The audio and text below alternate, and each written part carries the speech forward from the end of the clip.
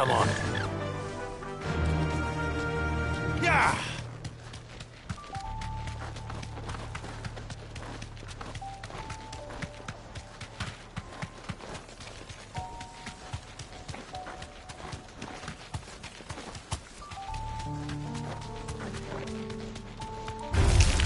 Time to fight.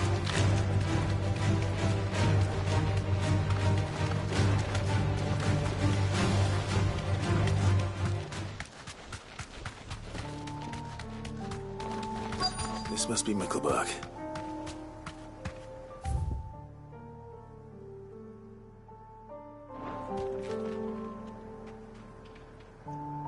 Be safe.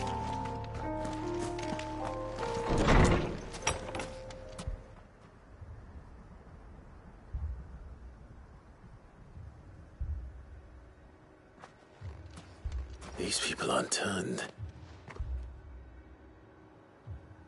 And the village seems safe enough at least.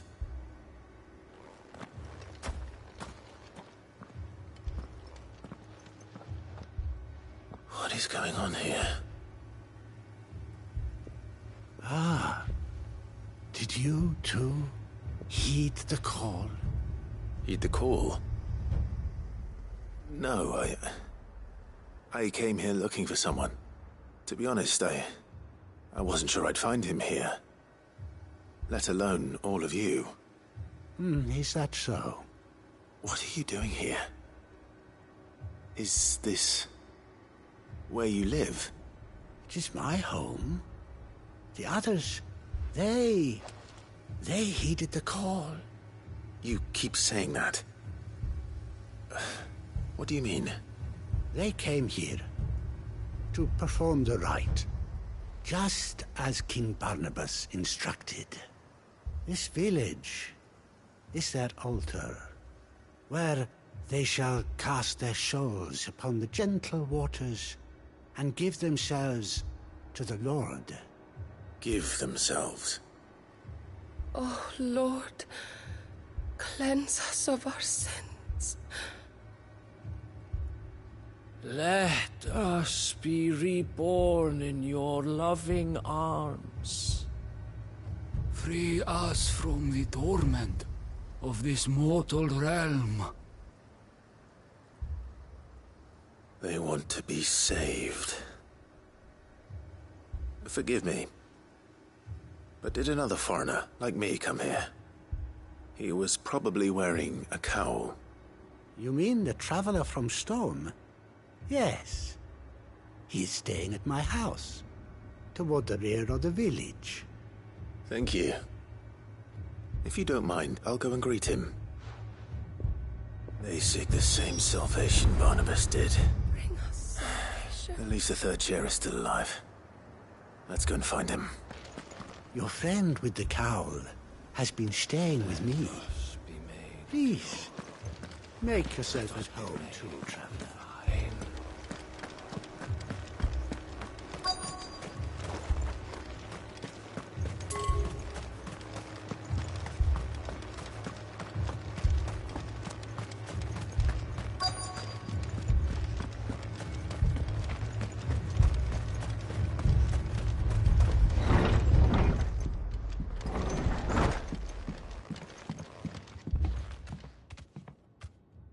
Excuse me.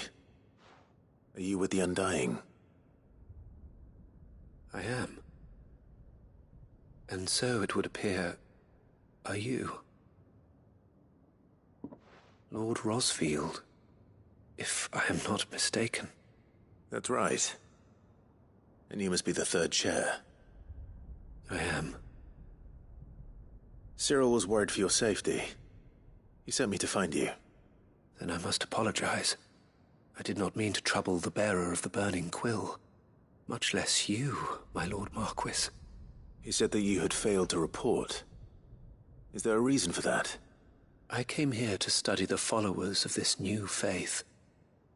But the more I learned of them, the more my own faith began to falter. You have seen them at their prayers.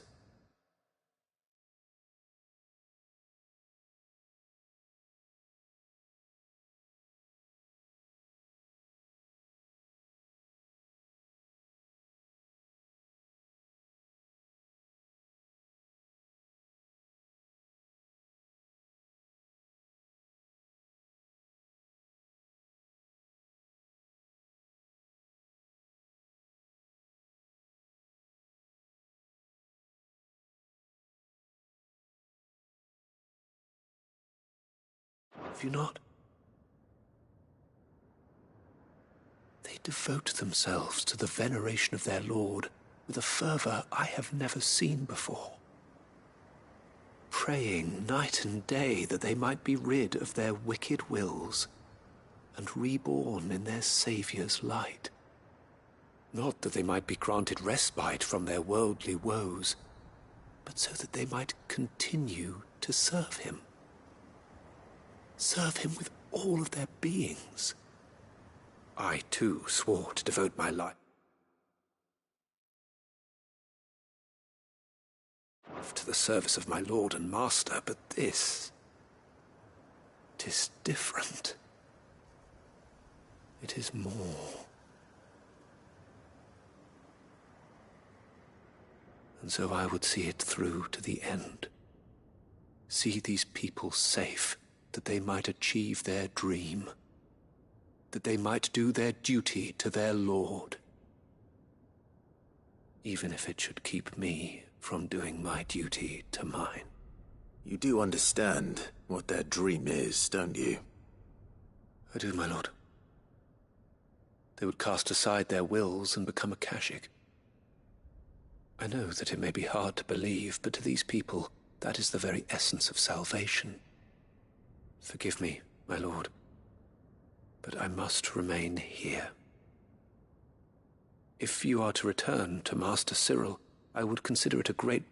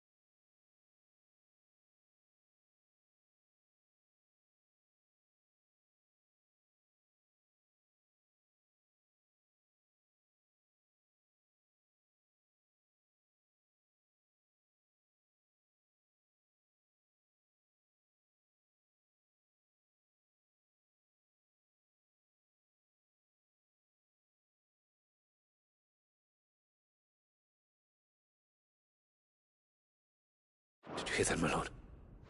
Something is happening. I'll go and find out what. Stay here.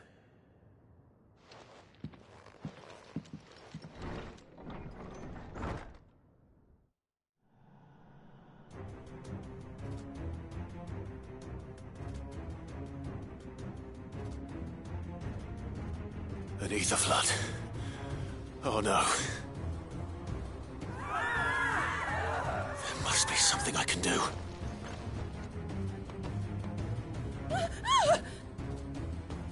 Echoes as well. Found her.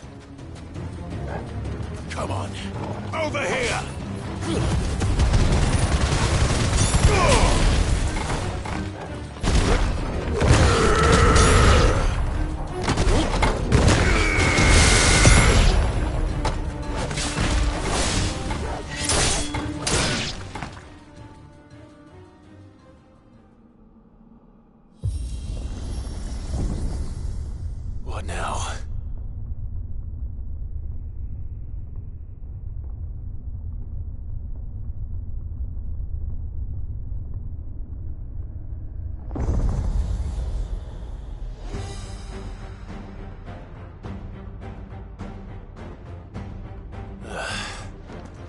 meet again. I've killed your kind before.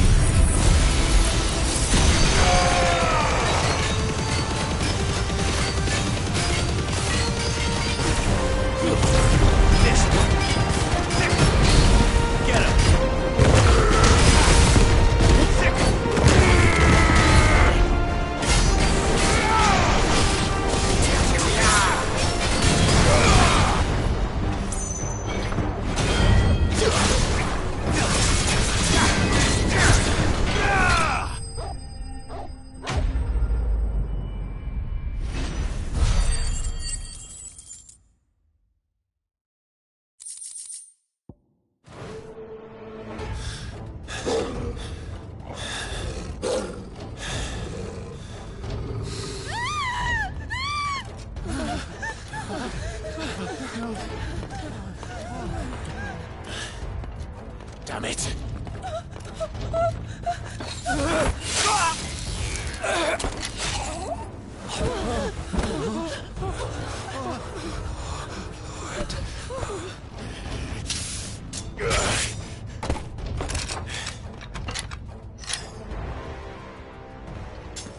Don't you die.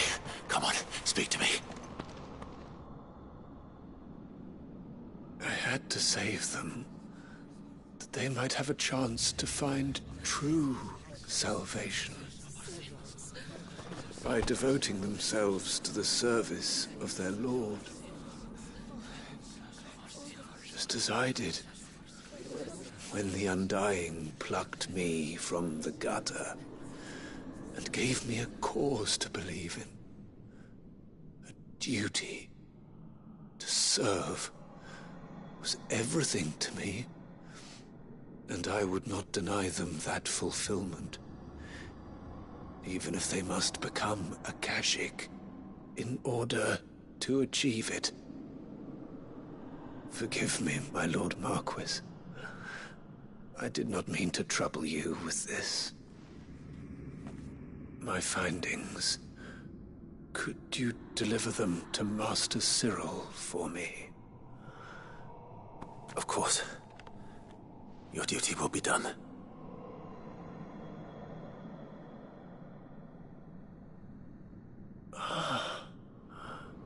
Look, my lord.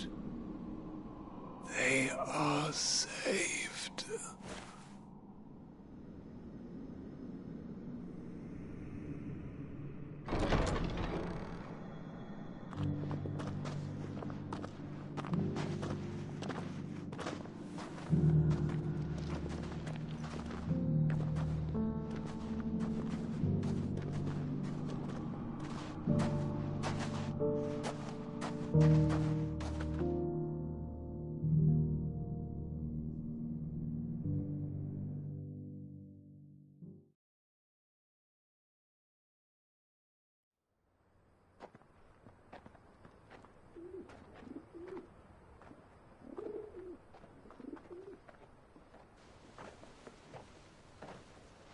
They are saved. Found her. I should get this report to Cyril.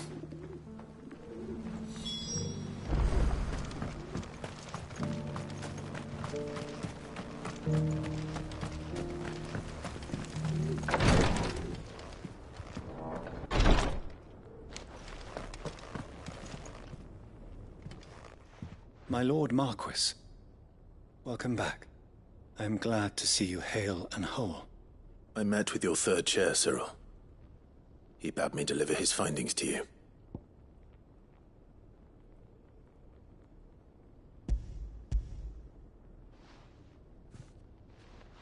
Thank you, my lord. He remained in Ash? He died protecting the villagers from an echo. I buried him in Mickelberg. I'm sorry that I couldn't save him. If you could not save him, no one could. The villagers, they were believers in this savior cult. They prayed to their god that they might be unburdened of their wills. Then an ether flood came, and their wish was granted. Your brother sacrificed himself that they might live, even knowing that that life was death by another name. Then he perished defending liberty. A hero's end. For the right to choose how one dies is no less sacred than the right to choose how one lives. Sid would agree. He wanted to build a world where people could die on their own terms. A noble ambition. To die for one's cause is the most perfect expression of one's faith. It matters not how misguided others might judge one's decision to be. Only that the decision is one's own.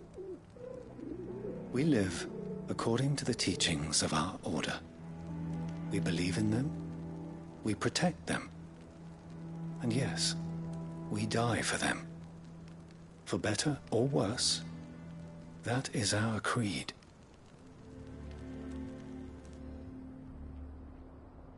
But he didn't die for your creed.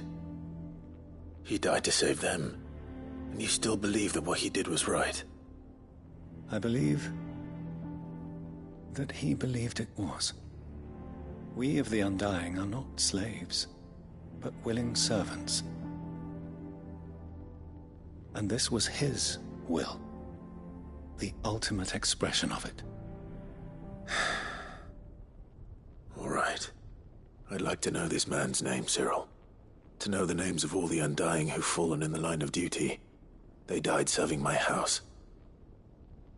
It's only right that I remember them. That is my duty. Of course. I shall fetch the Book of Martyrs at once. My lord, it has been, and shall ever be, the greatest honor of my life to serve House Rosfield. Though our duties may differ, yours is no less important. I pray with all my heart for your success. And were they here, I have no doubt but that every one of my fallen brothers and sisters would feel the same.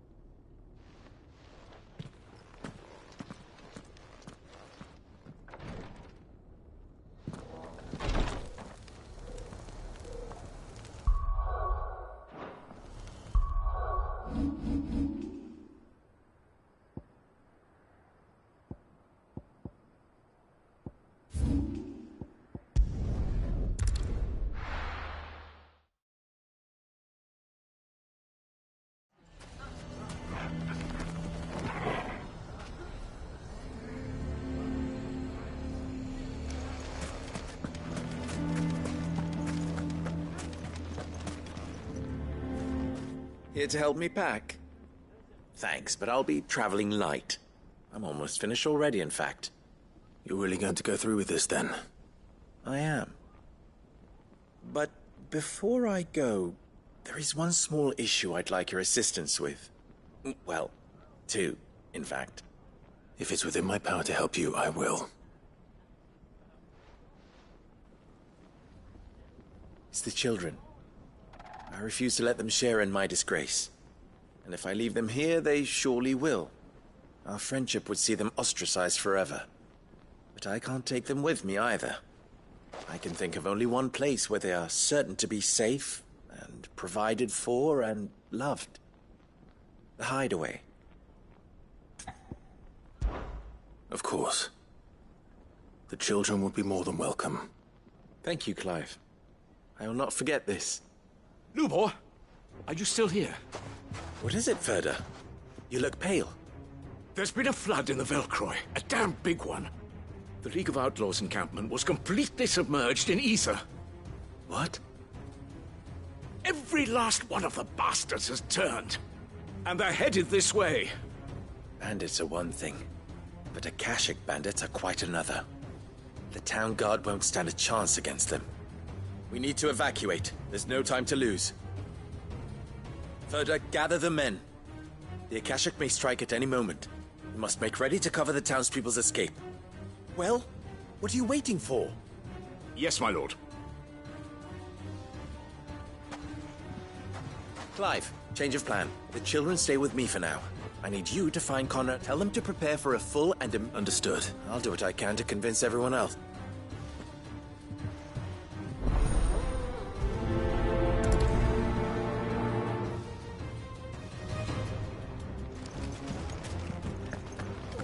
You have to listen to me. They're coming. You need to evacuate. Know your place, bearer. Why do they always have to make such a fuss outside? It's driving away our customers. Huh? What's the commotion? That's... Ah, it's you. What do you want, Lord Underhill? To pass on an important message. There's been an ether flood out in the Velcroy. The camp where the so-called League of Outlaws were gathering has been swallowed. They're no longer just bandits. They're Akashic now, and they could be here at any moment.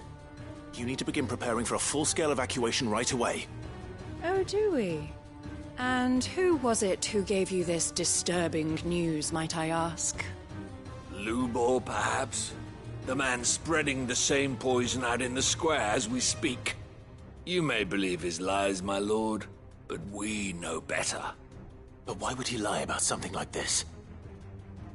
Some twisted attempt at revenge, perhaps. If he had not been unmasked, he may well have been elected our leader. A great honor for one of his kind. One he might well feel aggrieved at having been denied. Lord Underhill, forgive me, but it has become all too evident where your sympathies lie. Lubor cannot be trusted, and neither, therefore, can you. You may not trust me, but for the sake of your people, ask yourselves if there is any chance that this is true. There isn't. You can be certain of that. Now be off with you. You're making a mistake. It's no use. They're not going to listen to me. We'll just have to do what we can without them. I should speak to Lord Furder. They're coming! You need to evacuate! Know your place, bearer. I think we'd better shut up shop for today. What's Lubor raving about now?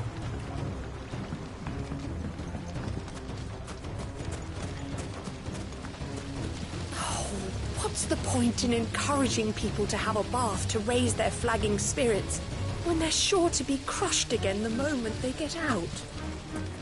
What commotion is this, I asked myself? A sudden stampede of customers towards my humble stall? No, it was a stampede of customers away from Lubor's.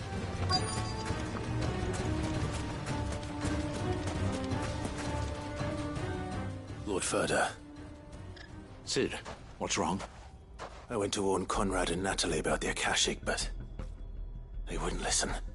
They've convinced themselves that nothing Lubor says can be trusted. The bloody fools. Which means the town guard can't be counted on for support. But I can. If there's anything I can do to help you defend Dalamil, you only have to ask. I appreciate it. Cid! Further!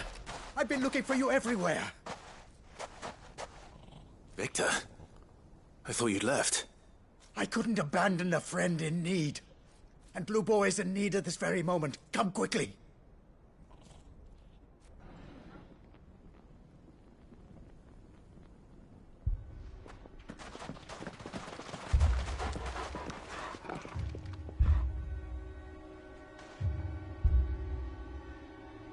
You have to believe me! The Akashic are coming! They don't eat, they don't sleep, they don't tire, and they don't care who they kill. They're unlike anything that's come before. There won't be no parley, no mercy granted!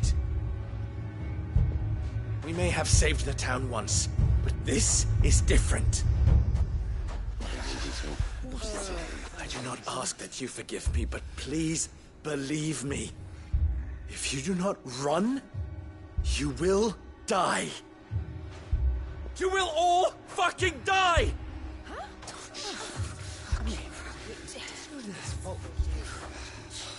You'd like that, wouldn't you, bearer? Yeah, with us out of the way, your kind will be free to claim Dalamil for yourselves. You should run!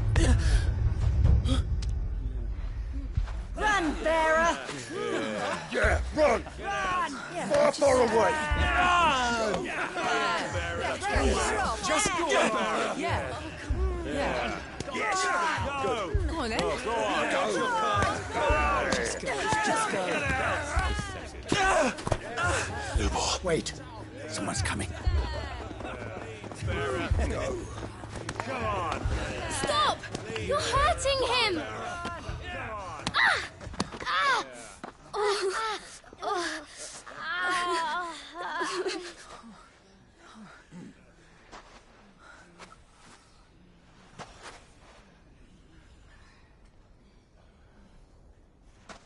What did Lubor ever do to you? He solves all your stupid problems, and he keeps all of you safe. You know there's nothing he wouldn't do for this town. Who was it who made that cleaver you use every day, Conrad? And what about your counting table, Natalie? Who fixed that? Whose men make sure the streets are clean so all your boots don't get dirty? who spends all day every day making sure things run smoothly around here. And none of you ever say thank you. Ever. But did Lubor ever complain? Well, does he ever stop smiling? He keeps this whole place going. And you act like he doesn't even exist.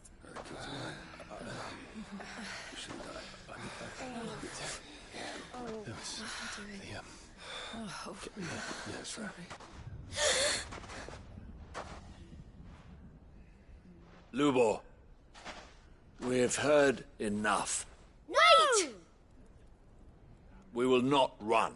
The town guard will not abandon the very place it is sworn to protect. And I will not give up for lost the stores that we labored so hard to fill.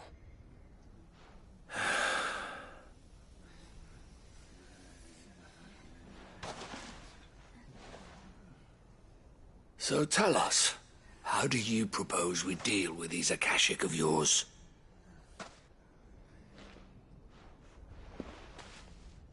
We won't run, but we will fight. All right, then.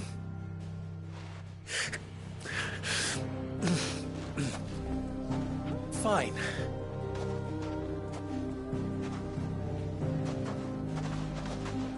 Gather round if you don't want to die.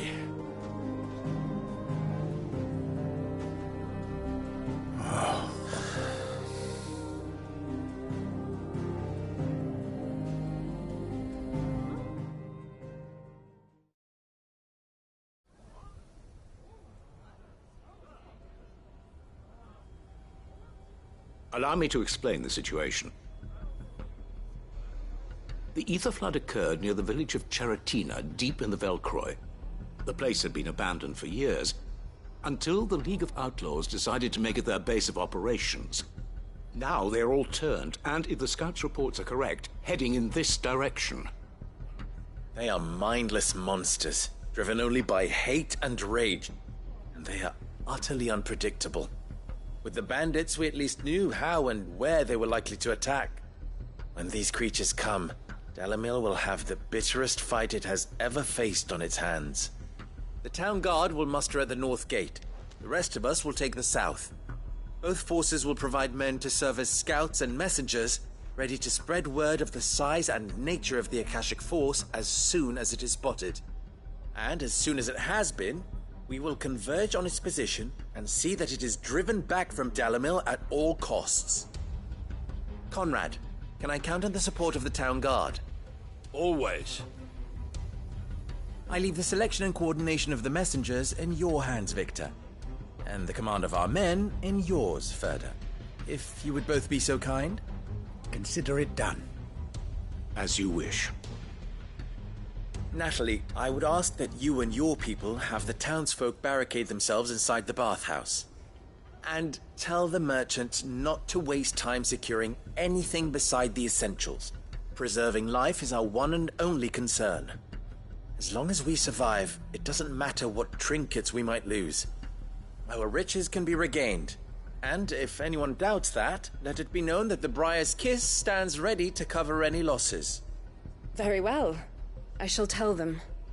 Where do I fit into this plan? Where else but the most perilous place of all?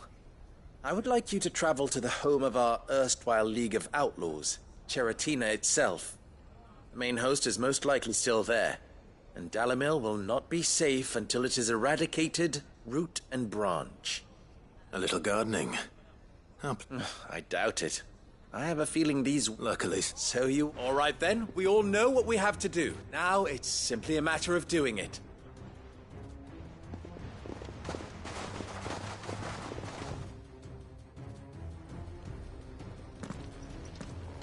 Looks like everyone's ready.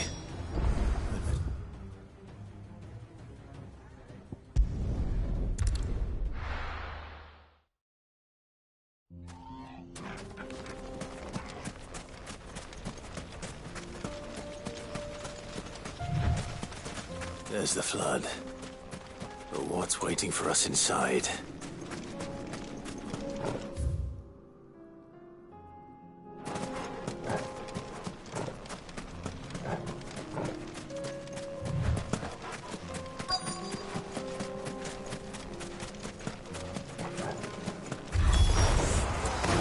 single one alive.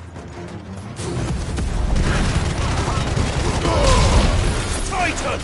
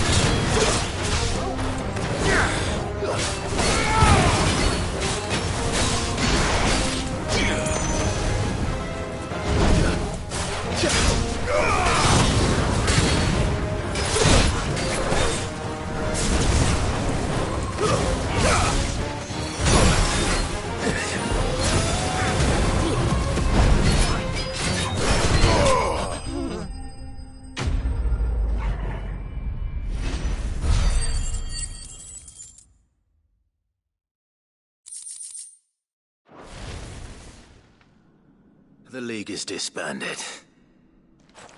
I should get back to Dalimil and see how the others fared.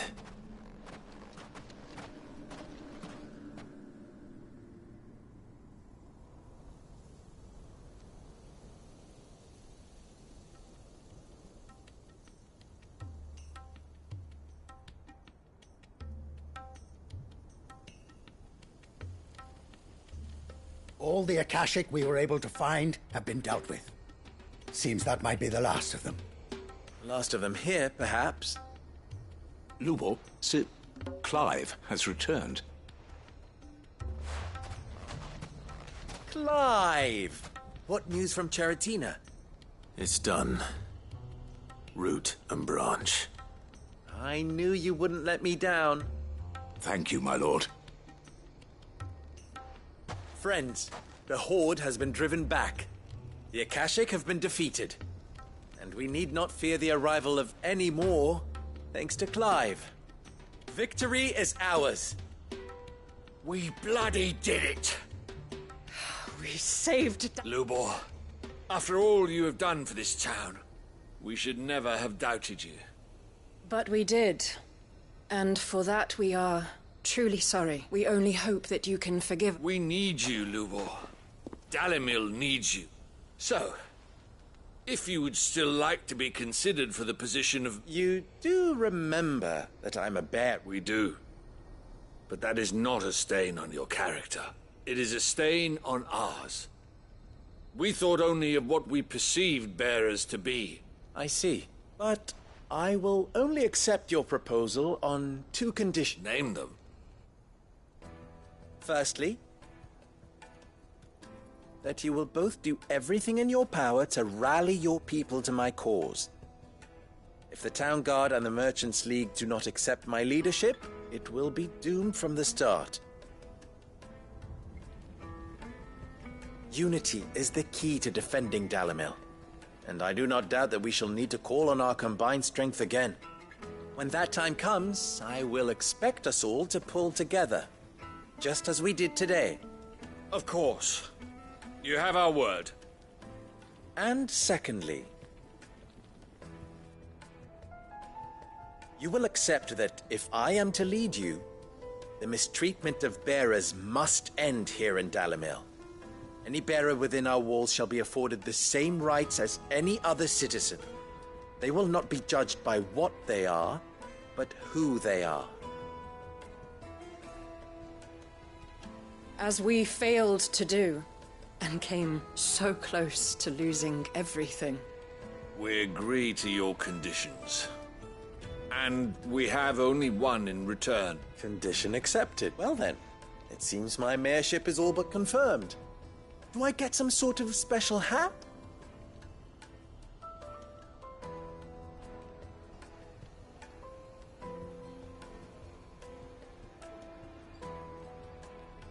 How fickle fate can be. Not so long ago I had resigned myself to leaving Dalimil, and now I find myself her leader. Here.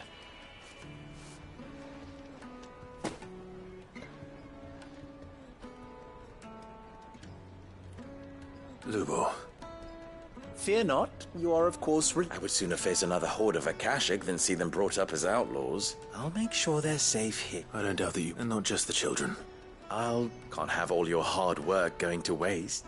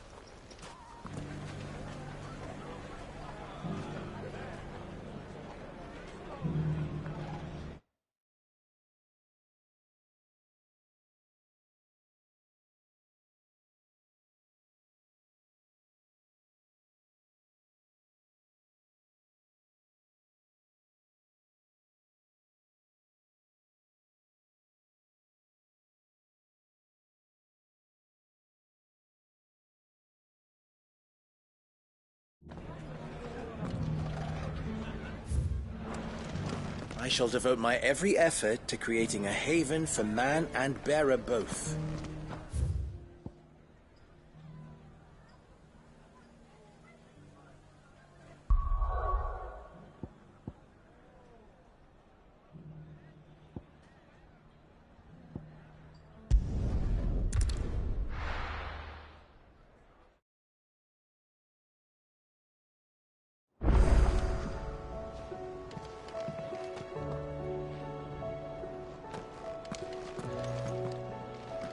Uncle, the Field Marshal has agreed to your plan.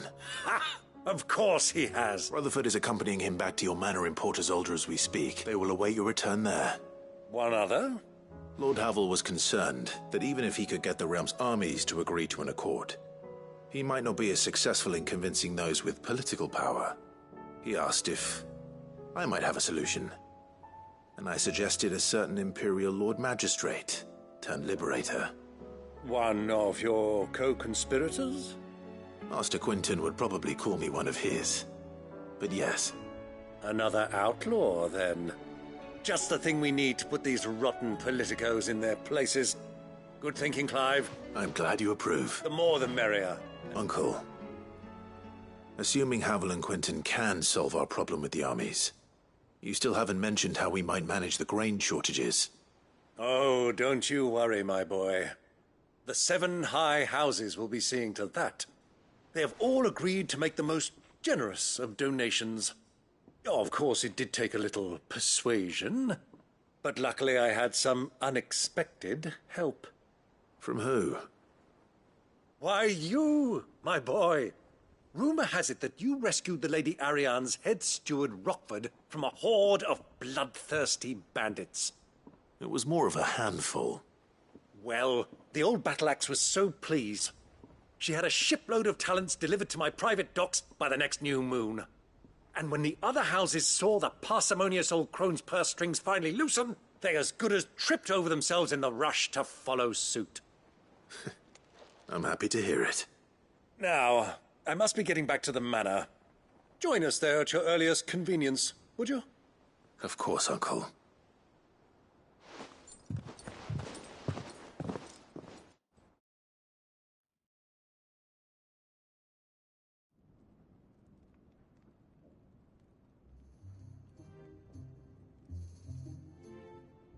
And how, pray tell, will we get that grain to the capital if the roads are still overrun with akashic? You'll find another bloody road. I only have so many men, and I'm not about to send them headlong into an ether flood. That is, unless you'd have them turn as well. Well, I'd certainly eat less.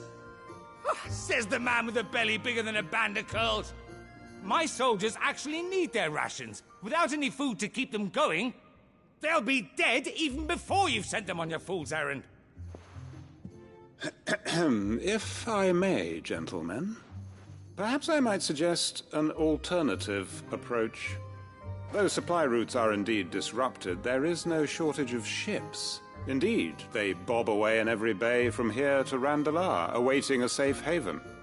Allow them to make port and fill their bellies full of grain. And once those who crowd the cities are fed, ferry the displaced back to the countryside to work the fallow fields. But I'm sure that you wish to continue your discussion. Forgive the interruption. Two such firm friends as yourselves need no help from the likes of me. Rutherford spoke fondly of the great bond between you. Us? Friends? I can't stand the man! Clive, I'm beginning to question the quality of the company you keep. And what kind of company were you expecting him to keep? The man's a criminal! Criminal? How dare you? You are not fit to breathe the same air as this fine, upstanding young gentleman. Upstanding? He calls himself Sid the Bloody Outlaw! Once more onto the breach.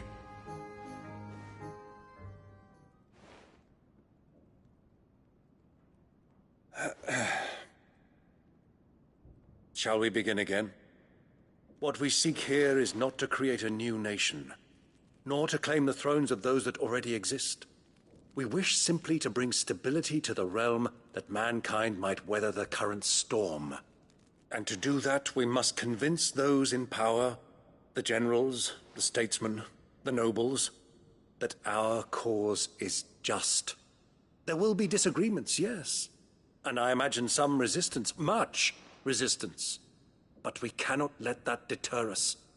If we show them the path, show them that we walk it ourselves, then I am confident they will follow. The fate of the world lies in my nephew's hands, but the well-being of her people lies in ours.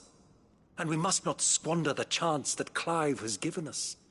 Uncle Byron, Now, with that settled, let's move on to the signing of the Accord. For what great moment in history hasn't been accompanied by a little ceremony?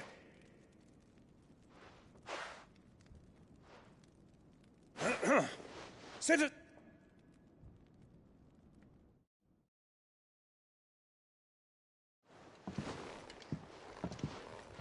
Well, my boy, the stage is set. That it is. This is the role you were born for. We shall play our parts to the best of our abilities, that you might have the opportunity to shine. The realm needs its Sir Crandall. And there is no better Crandall than you, Clive. I want you to keep this signed accord as proof of our faith in you. I will. Thank you, Uncle.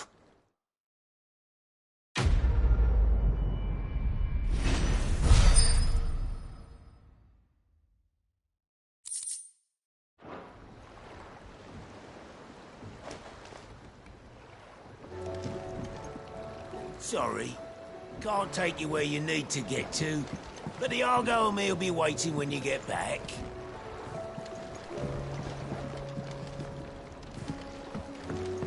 What do you think that thing is?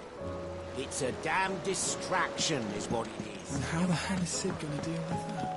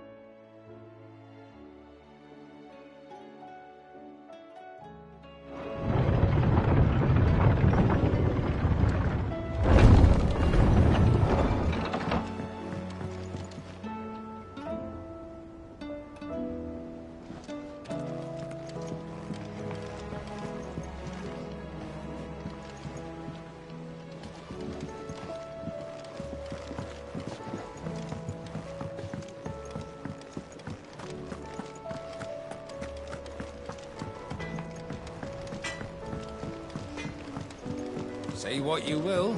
Lady Karen is yours.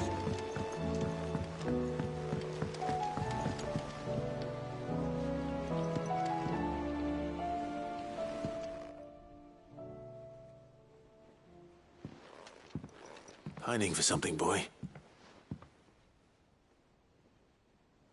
What is it? What do you see out there?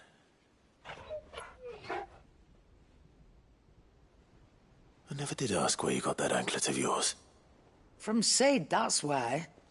On the day he brought him home. That long ago?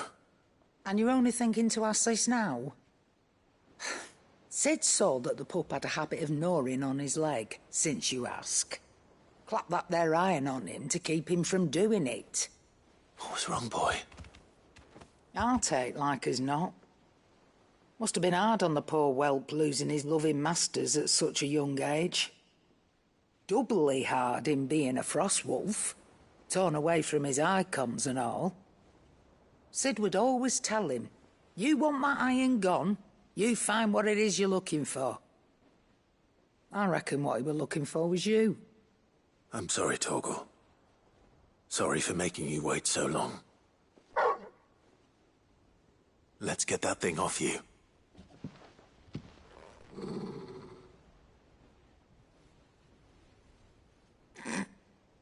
Doesn't sound like he wants it off. Indeed. You miss Sid as much as the rest of us, don't you?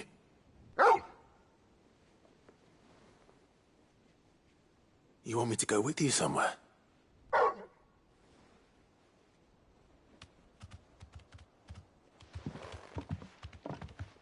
Quick, aren't you? Glad you've been paying attention. Not nearly as much as you have, Lady Karen. Aye, good thing and all. It's not like Gav would have kept him in nuts and rubbed his belly these past 10 summers. Your kindness is appreciated. You've been a good friend to him. Only because he doesn't talk back like the rest of you. Go on now.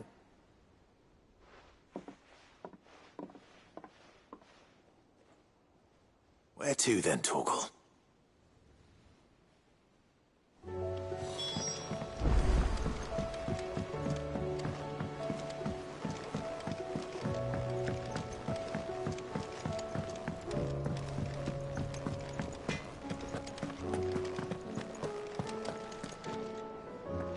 All right, Torgal. Where are you taking me? I'm going to need a little bit more than that, boy. Do you have a better hint for me? Unless... you've already given me one. Back on the rear deck, you were looking west, toward Rosaria.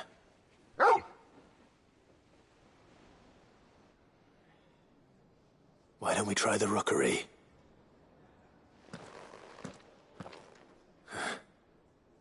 I haven't been to the island in almost 20 years.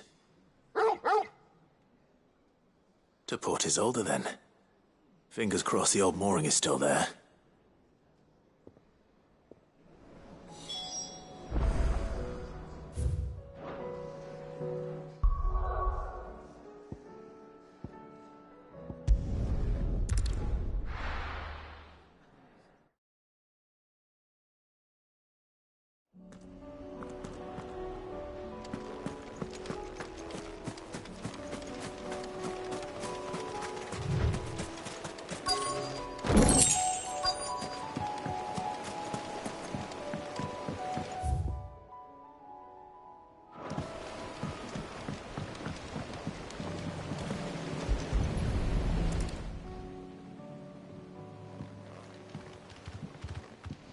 It's still here.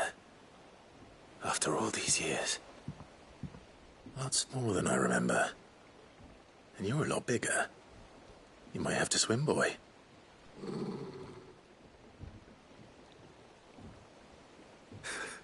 I wasn't being serious.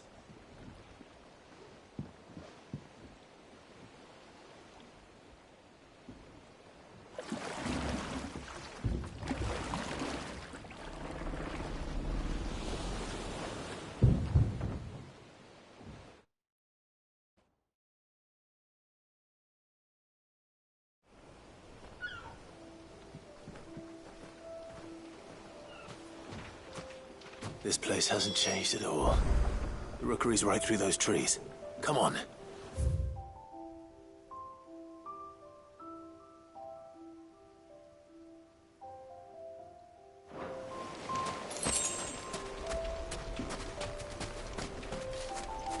Race you there?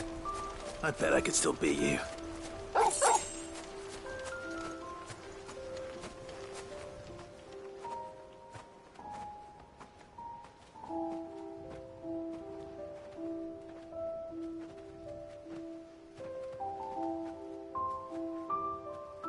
Here we are. This was our hideaway. Wasn't it, Torgal?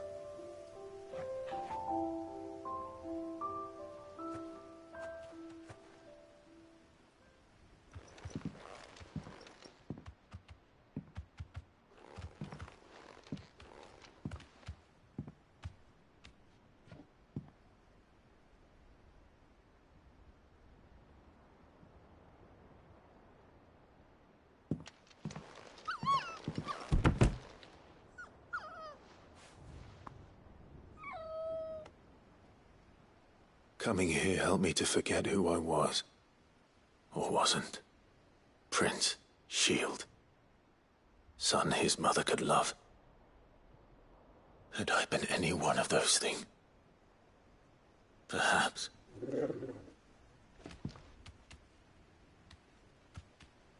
What is it, boy?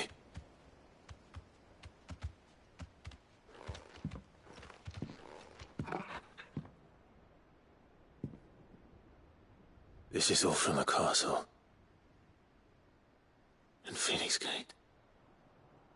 Did you bring these here?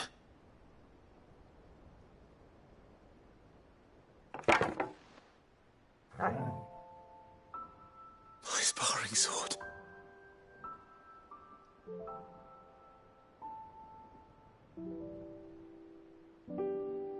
Well, well. You never stopped looking for me, did you, boy?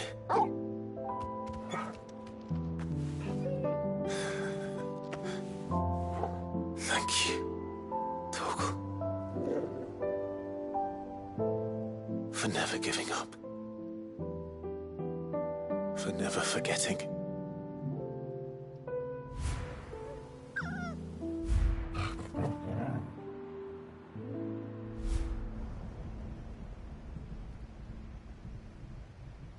Let's take this with us, shall we? So I don't forget either.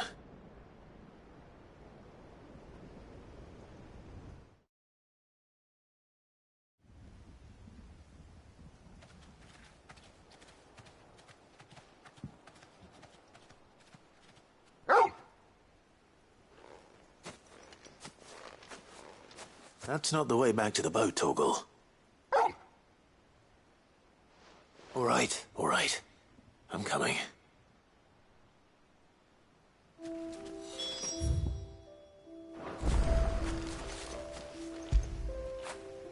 Fetch!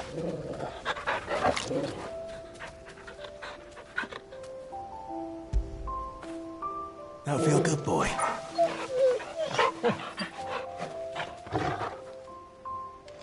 I think I know where we're going.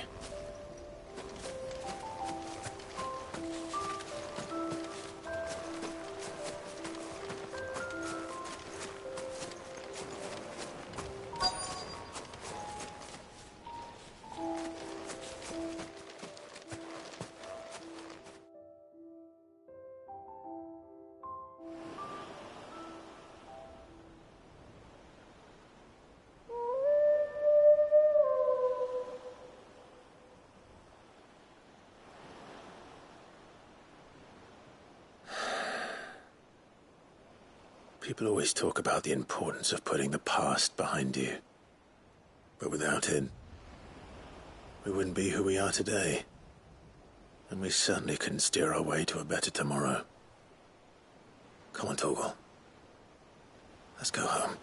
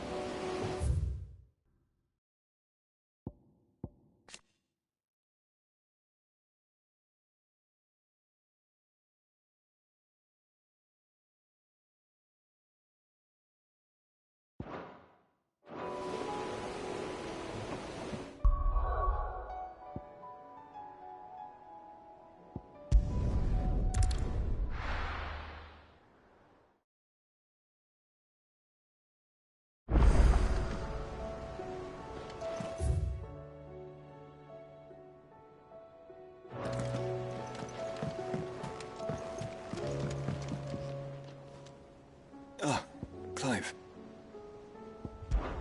This is it then, brother. Indeed. You're wrong. Of course. Joshua, what's wrong? And don't say nothing. It's... not nothing. I've received word from Cyril. The Undying have found Father's will, or something akin to it. His will? How? Where? In the crypt beneath Rosalith Castle. After Kupka was kind enough to drive out the Imperials, the Undying took the opportunity to recover what relics of the Duchy yet remained. And in the process of doing so, they found a letter from Father. I'm surprised anything survived down there. Cyril asked that I join him in Tabor at my convenience. I have been meaning to go, but... would you join me? Of course. I want to know what's in that letter as much as you do. Very well. I am ready to leave when you are.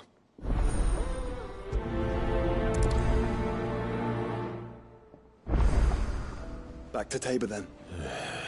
Not to be reunited with Yote this time, but with Father.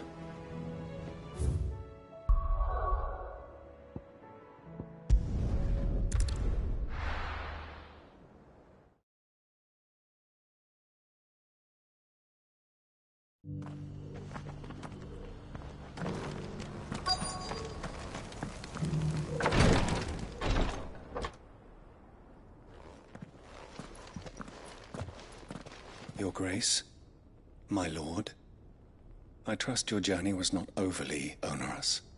Cyril, you found a letter from Father? Yes, I have it here.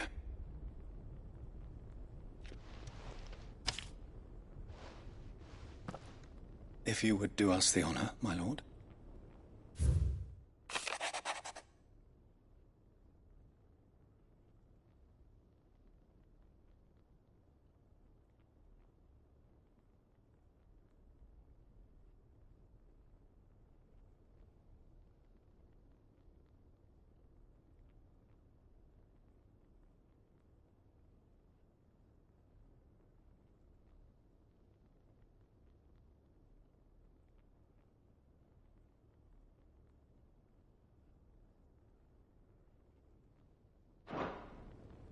An inheritance. It would seem the late Archduke penned this missive shortly before his passing. The day before we left for Phoenix Gate. What are these plans he spoke of? His plans for the Duchy, Your Grace. Your father entrusted them to my predecessor, the former bearer of the Burning Quill, who entrusted them in turn to me. The complete emancipation of bearers is their stated aim. But your father's dream did not end there. His Grace also spoke of building hospices to care for those stricken by the curse, and the founding of a new university to further the development of non-magical technologies. With the blight spreading ever more widely across the twins, Archduke Elwyn saw this as the only means of securing Rosaria's survival. He wished to see men and bearers treated as equals. To see centuries of common wisdom overturned. Small wonder he did not think it achievable within his lifetime. But he thought it achievable nonetheless. Had he not, he would never have written this message. Nor would he have entrusted his vision to his most faithful aides, those who would have stood with you, shielded you from the machinations of the less benevolent personages at court. It's a pity only they are still with us. 'Tis true that those most loyal to your father were the first to suffer the Duchess's wrath. But one at least remains, and she has come bearing gifts. What do you mean? Mayhap it is better that she explain, my lord. After all, the duties entrusted to me by my predecessor extended only to recovering His Grace's will and arranging a meeting with the one who might execute it, or a part of it at least. And where is this woman? She awaits you in the archive, Your Grace. Thank you, Cyril. Shall we then?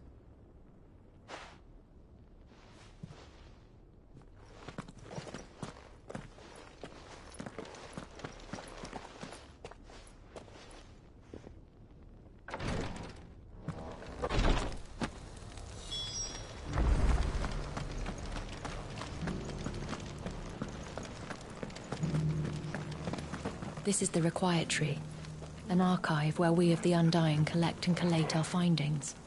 Fragments of Ultima's true nature surely lie buried within these pages. We have only to unearth them.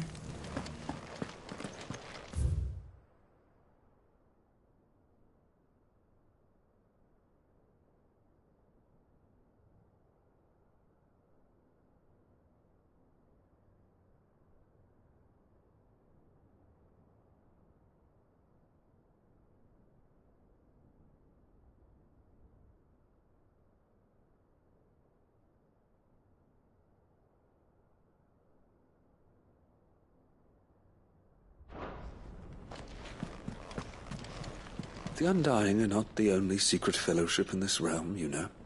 There are others, each working for their own ends. Why, not so very long ago, a society committed to discovering how one might cast magics without a catalyst was found to be operating throughout Valisthea. They were denounced as heretics, rooted out, and driven from our shores, never to be seen again.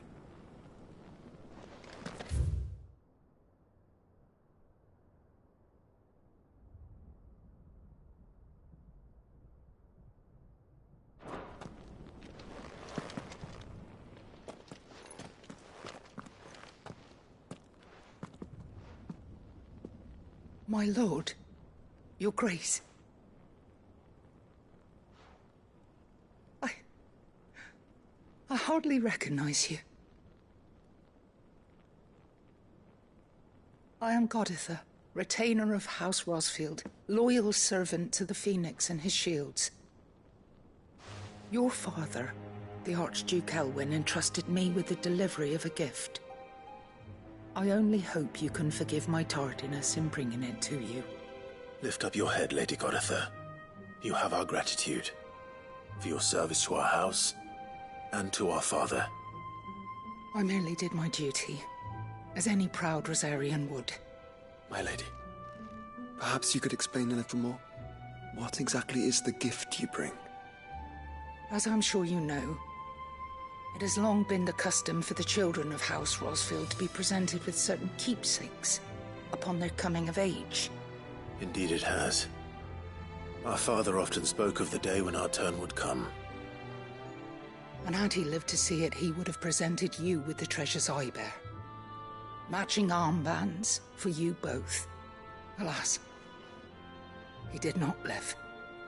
Indeed, he was taken from us even before they could be completed.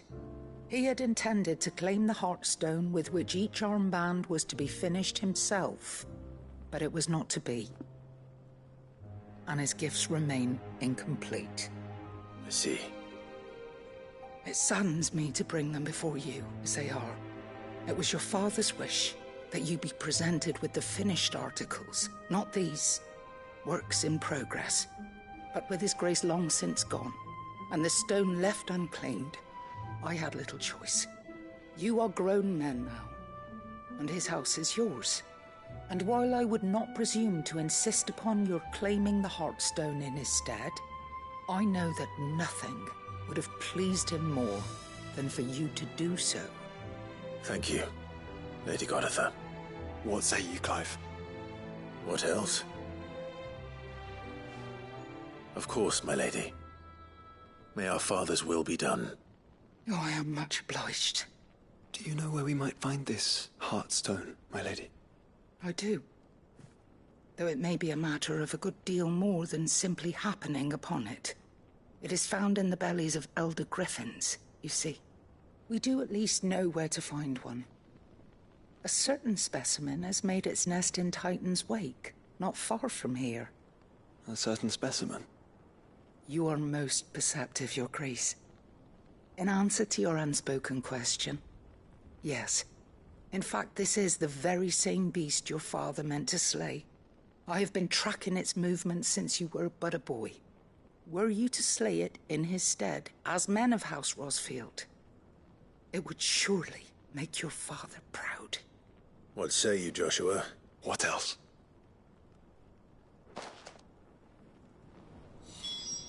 The griffin your father meant to slay is currently nesting in Titan's Wake, not far from here. Slay it in his... Titan's Wake is to the south of here. But we must not be hasty. The good lady has been disappointed once already.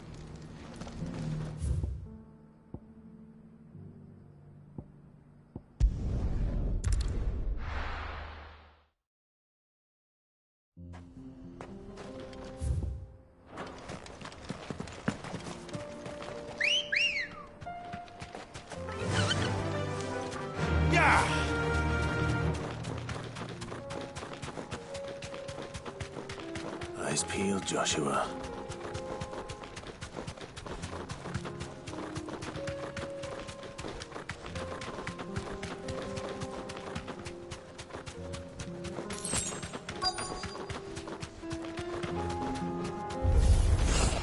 There it is. For House Rosfield.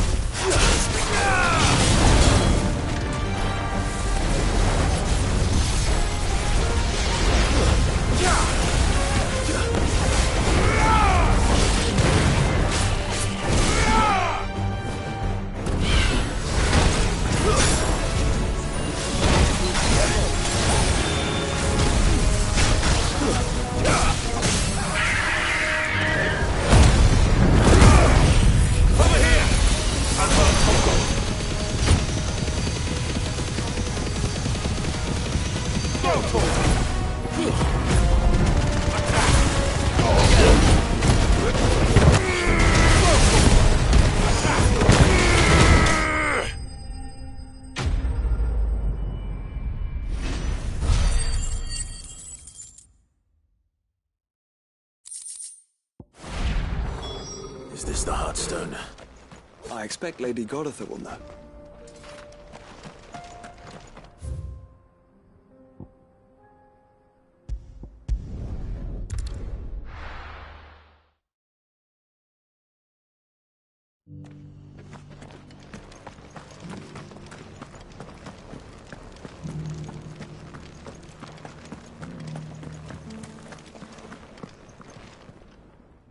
Thank the Founder you were safe. The Griffin is slain then? And the Heartstone claimed.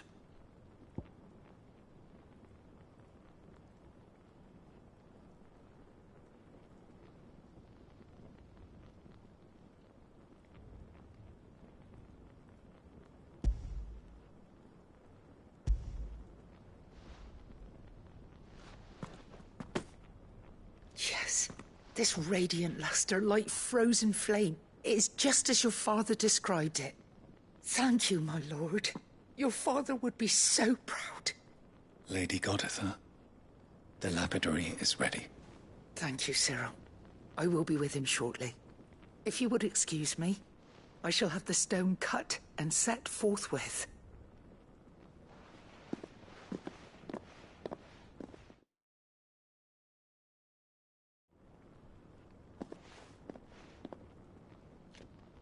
The armbands are complete. Pray, take them. They are yours, after all. Heartstone is harder and more enduring than garnet, or even ruby. It symbolizes unwavering will and devotion. And the graven vines encircling the stone represent the unbreakable bonds between you.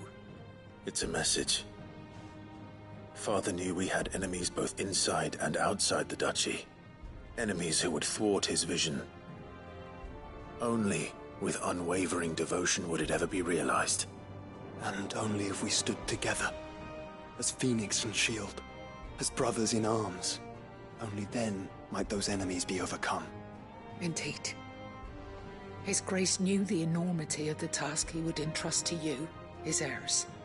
But this was more than just a message. It was a promise. That he would always be with you. Thank you, Lady Goditha, for remaining the steadfast custodian of our father's will. Forgive me, my lady, but there is something I don't quite understand. The Undying told me that after Father died, Mother claimed all of the ducal treasures for her own. Even if the armbands were incomplete, she would surely not have overlooked them. So, how were you able to keep them from her? Because I was the keeper of the vault. Though I was but a lowly servant, your father spoke to me of his intentions for the bands, of the deep love he had for both of you, and his hopes for your future. In the days before the disaster at Phoenix Gate, I discovered that the Duchess had ordered her jewelry be sent away from the castle. It was then that I knew she meant to betray us.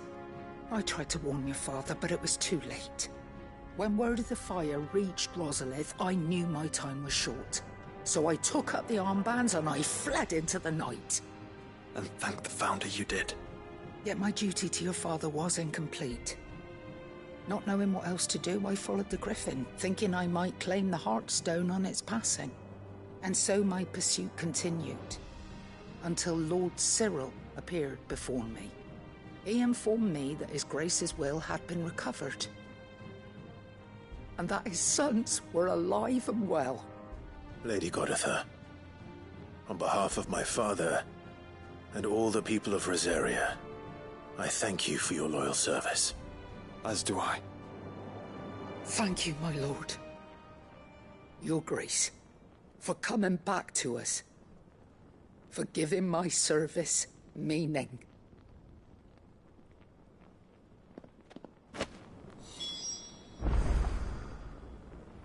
I remain your faithful servant, my lord. The bands suit you well. It must be gratifying to finally receive the inheritance that was denied you for so long. It is. And we thank you for the part you played, Cyril. If you would permit me to play my part a little longer, might I suggest that you make your way to your father's memorial atop Hawk's Cry Cliff. Let him see that you have received his blessing, and that his vision lives on in you. I suppose it would be churlish not to. What do you say, Clive? I think we should. I was hoping to be able to offer him my thanks before we left for Origin. Your father's helm is enshrined there. It has been since the day we recovered it from Phoenix Gate. I prithee claim it. For it too is a part of your inheritance, and I do not doubt that your father would prefer it in your hands than perched upon some lonely rock. Thank you, Cyril.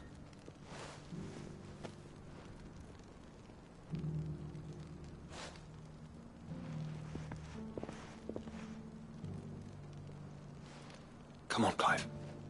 He's waiting.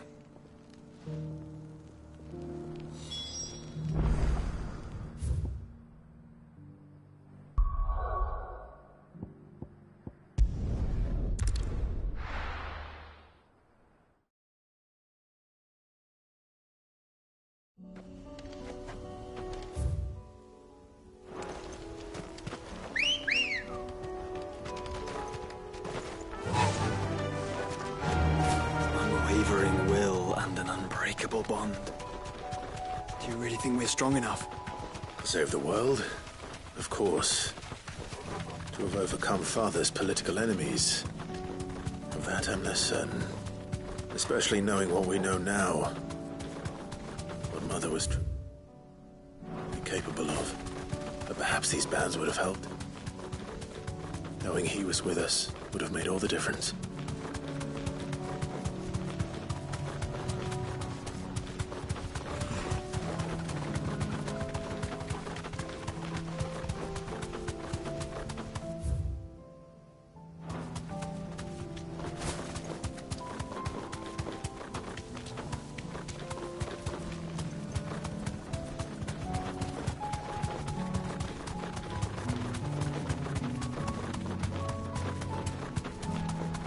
Just back there.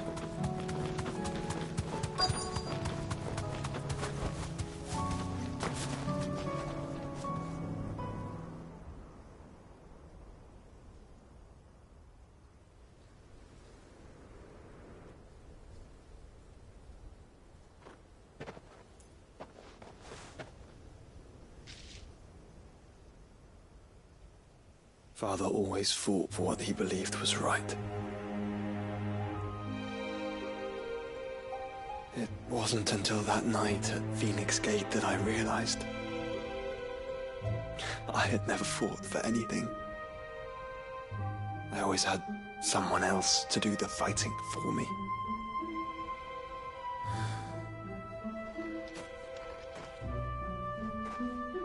No matter how fate conspired against him, he never lost heart, never looked back, never stopped fighting.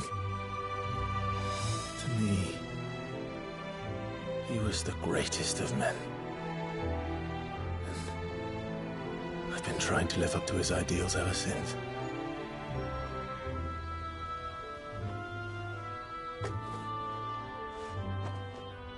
We all have, Clive. We all have. And we'll keep trying. Because that's what he would have wanted. What he would have done himself. Even if it meant standing against the very gods in the heavens. I shall be borrowing this, Father, if I may. That you might watch over us as we follow in your footsteps.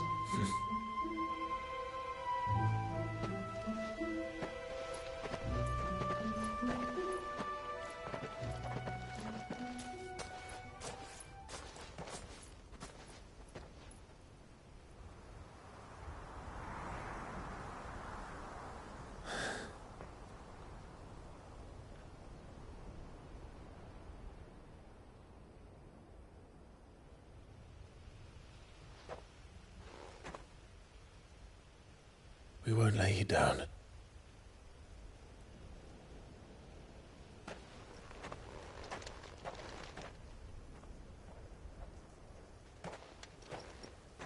Onward, then? Onward. To the end. And to a new beginning.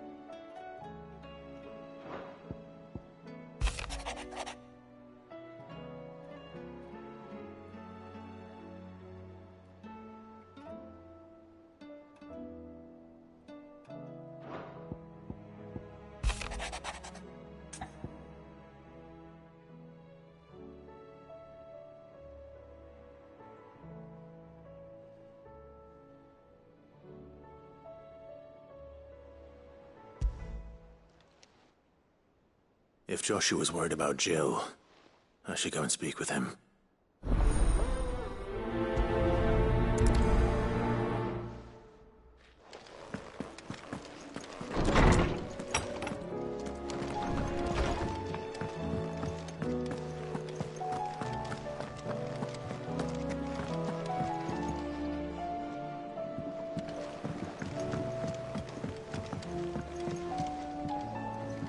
Joshua, I read your message.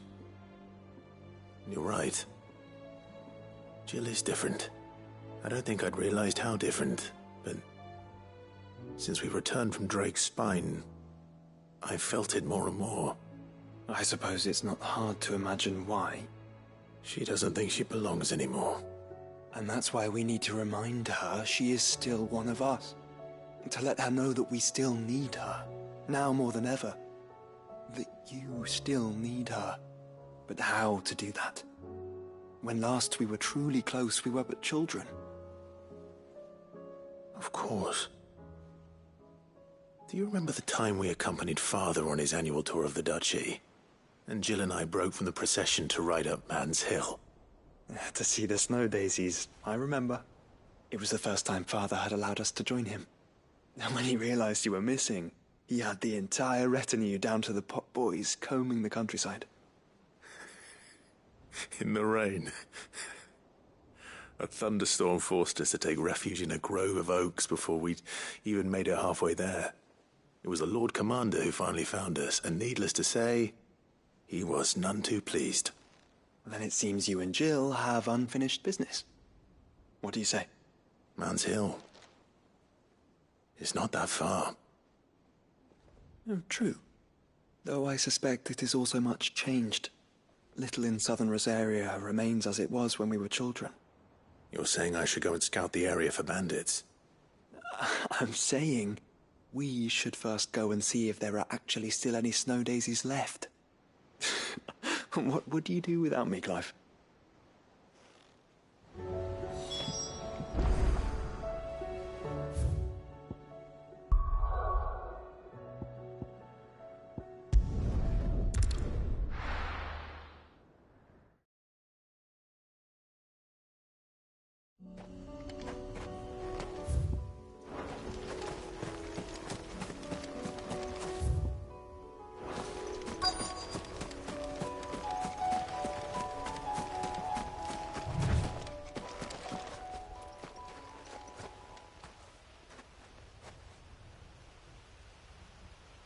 this is the place, but... I'm sorry, Clive.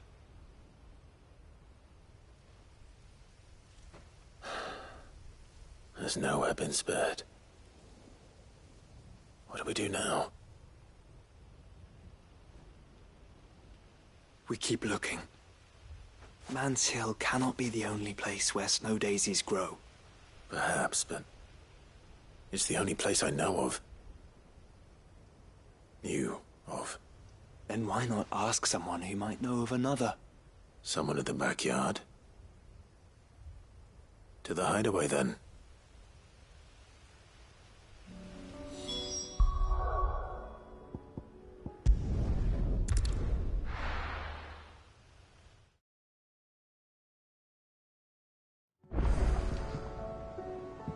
Let's hope one of the gardeners knows where to find snow daisies.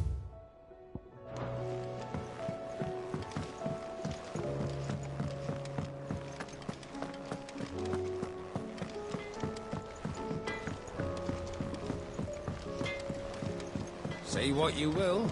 Lady Karen to see much.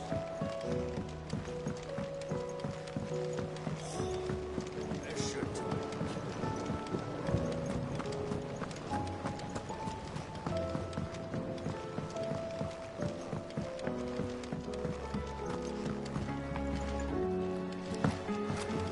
A few more of these, and the Deadlands will seem less dead.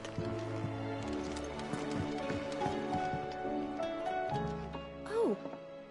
What brings you down from the heavens, Sid? I need your advice. Joshua and I are looking for a place where snow daisies grow. Preferably in abundance. Snow daisies. Then you'll want somewhere not too hot and not too cold. And where the winds are strong enough to carry the seeds. I reckon Man's Hill would be a good place to start. There in the Royal Meadows, perhaps? Both have similar climbs and the right elevation. If the Blight hasn't claimed them yet. Right. Thank you. Did you learn where we might find our flowers? The gardener here mentioned the Royal Meadows in Sambrak. The fields beyond Northreach. Well, if that's the case, then Yote was right. I recalled that she kept a record of our travels, you see. So I asked her if she'd perhaps noted anywhere that snow daisies grew, and she mentioned Oilefeist Bay. Whose shores border the meadows. Off we go, then. The winds that blow across the Royal Meadows from Oilefeist Bay are strong indeed.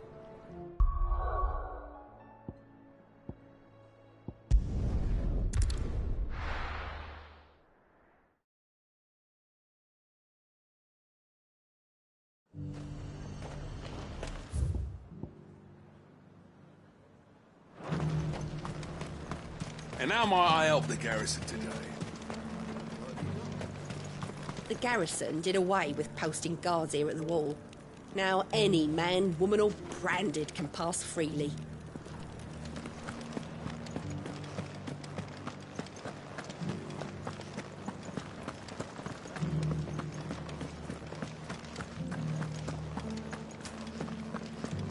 How are we going to arm the garrison without a forge?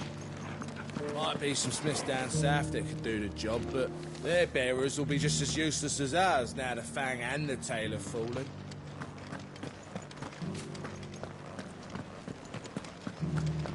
Looks like you've got a thirst. We can remedy that. But enough talk. How about we retire to the Vale? I'd like that, but the Duke, he still hasn't paid us.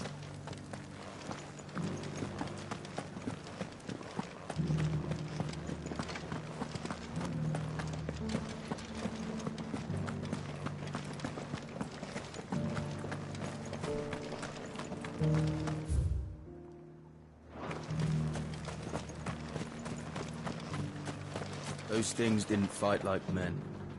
If we're to be ready for them next time, we'll The need... Duke has pledged to work with the people of Northreach to rebuild the Empire. Better late than never. Carla, the dame needn't worry. I am a man of my word, and I fully intend to keep it.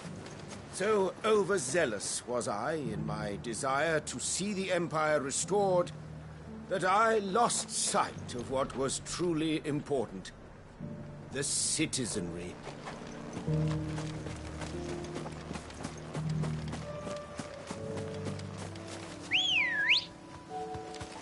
Let's go.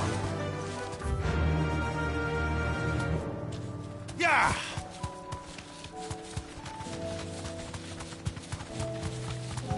Caution, brother. The meadows are vast. Where do we even start? Yote mentioned the coastline. We can start there.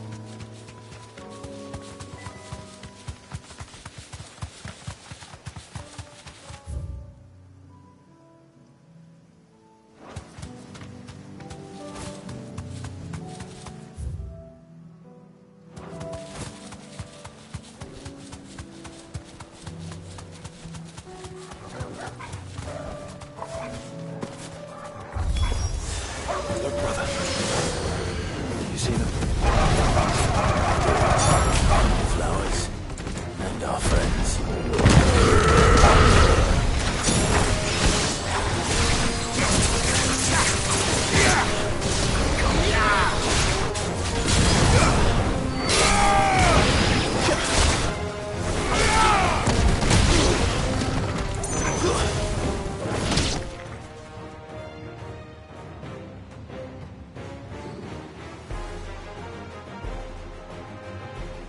What do you see, boy?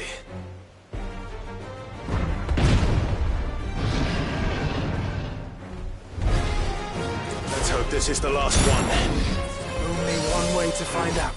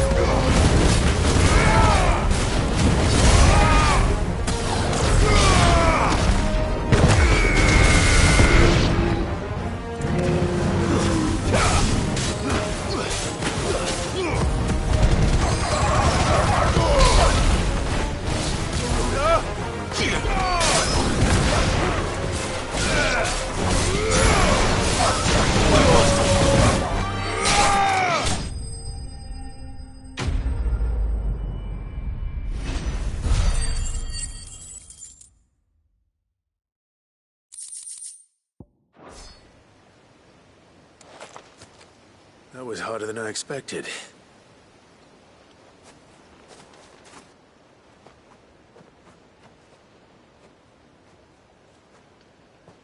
But Founder, it was worth it. They're beautiful. Do you think Jill will like them? She'll love them. Come on. Let's go.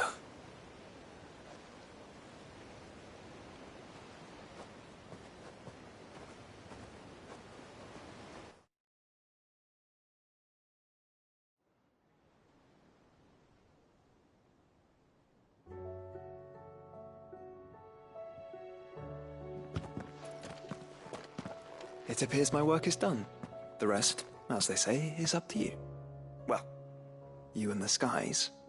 We wouldn't want another thunderstorm now, would we?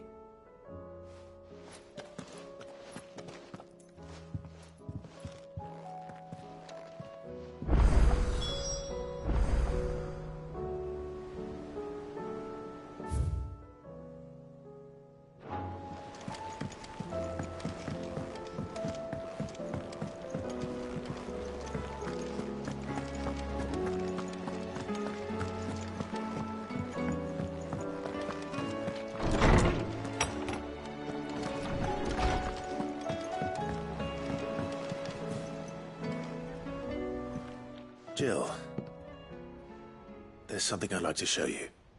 There is? And where might this something be? It's, not here. Now, I know this is sudden, but how would you fancy a trip to Oriflamme?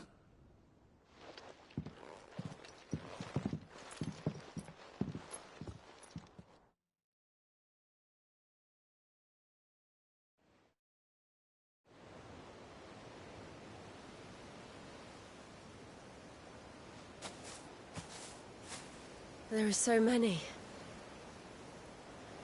This is what you wanted to show me.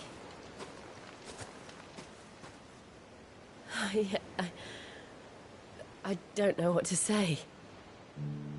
You don't need to say anything. The smile on your face is enough.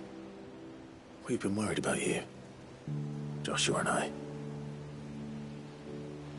Do you remember when I took you to Man's Hill? Or tried to? How could I forget?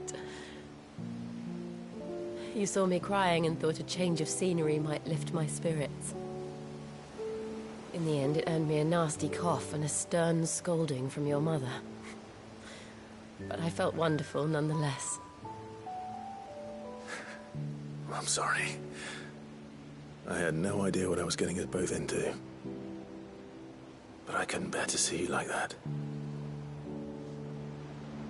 Before we left, my chambermaid told me she'd overheard your mother talking about my marriage prospects with some of the noblewomen at court. They were debating whether it would be more profitable to marry me off to one of the high houses instead of saving me for the ducal line. No one thought to ask me what I wanted. I was nothing to them. A pawn at best. I felt so trapped, so lonely. I didn't know. But I wasn't alone. You were there. Your hand in mine as we ran for those oaks. And I knew then, no matter what happened, I would be all right. I'll never forget that feeling.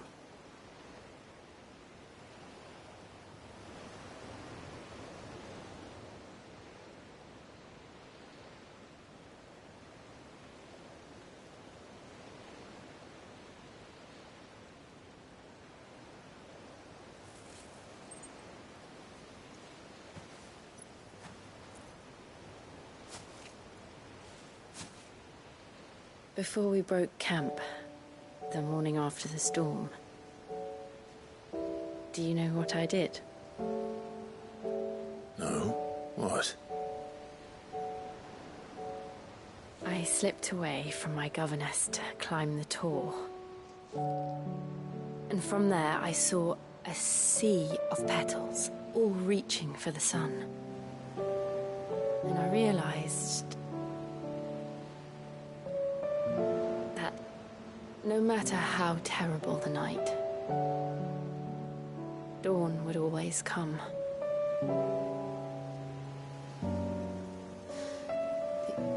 That you would always come for me. And you have. Again and again.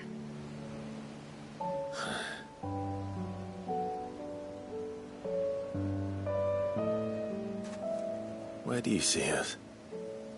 When all this is over?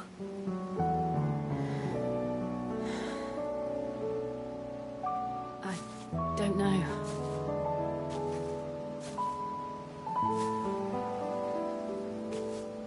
Not here. here, though. I think I've outgrown the twins.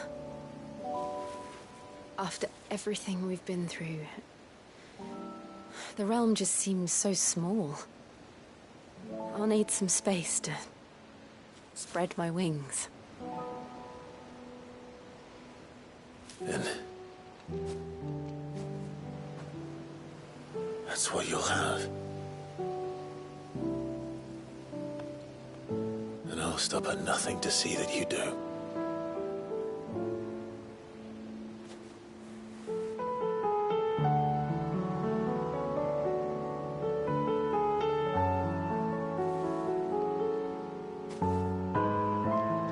I never was much good at garlands, but it'll have to do.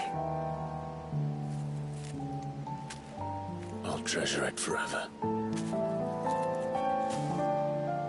Thank you, Clive. For this, the flowers, for everything. It's exactly what I needed. You are my treasure.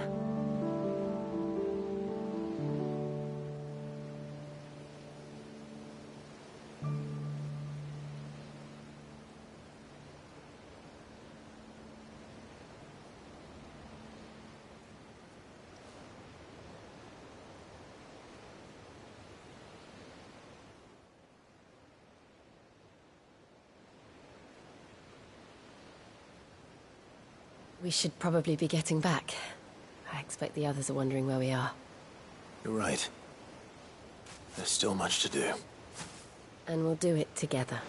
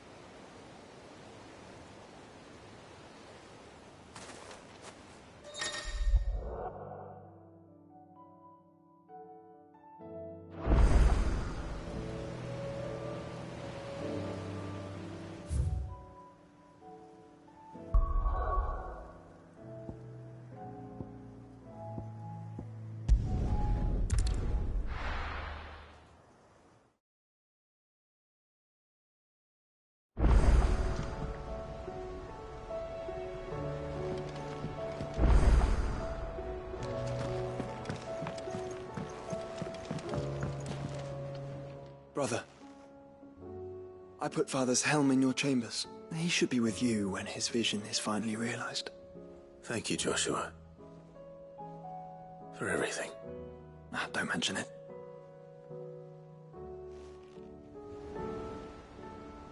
All is well, I trust?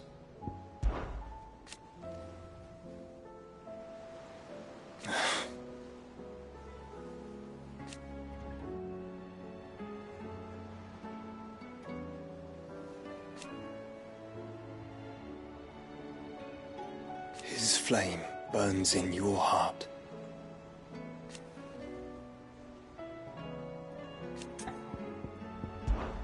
This is it then, brother. Indeed.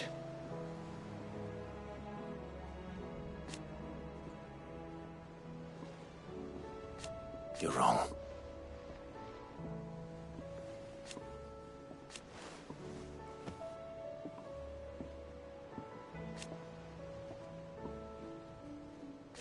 Of course. Shall we then?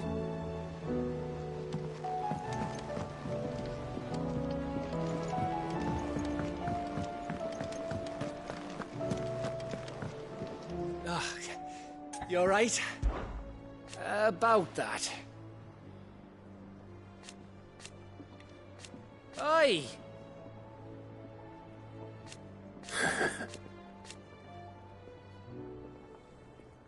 Let's see.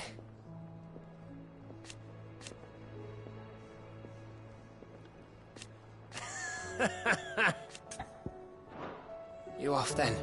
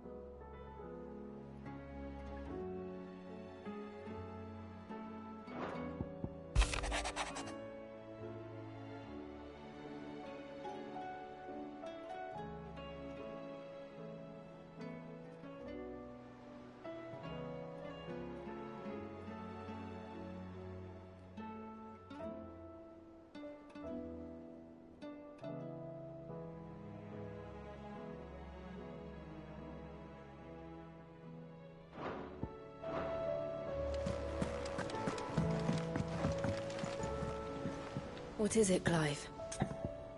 You can always tell me. For so long.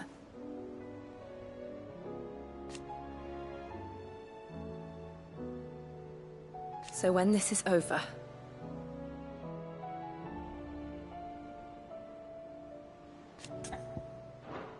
I'm always with you, Clive.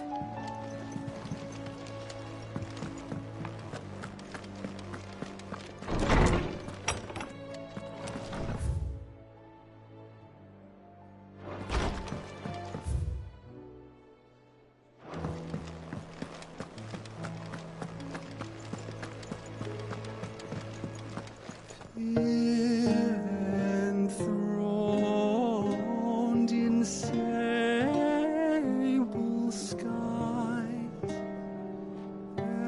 chaos in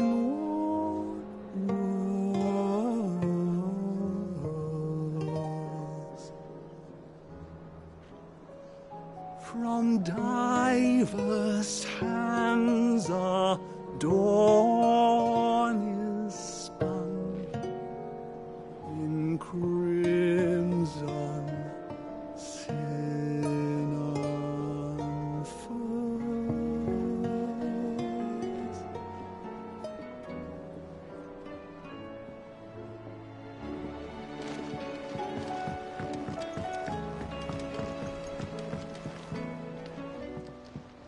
Courage, Ifrit. My decision is made.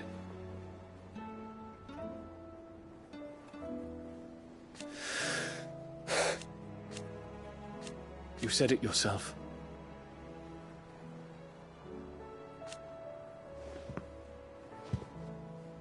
He must be stopped. He must.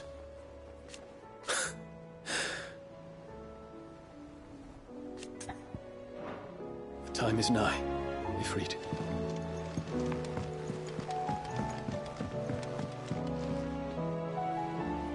Sid, do you have a moment? By all means.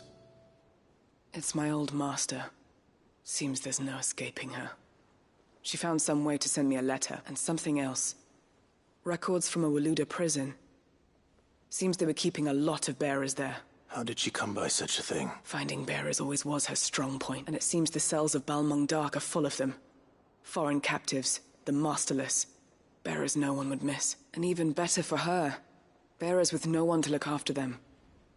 When ether started lapping at the walls, the jailers fled. Leaving the bearers to be liberated by whoever happened to come along next. Sid, I'd like to believe that I've earned your trust by now. And while I'm well aware that you've forbidden Cursebreakers from traveling to Waloed, I can't let those bearers die in their cells.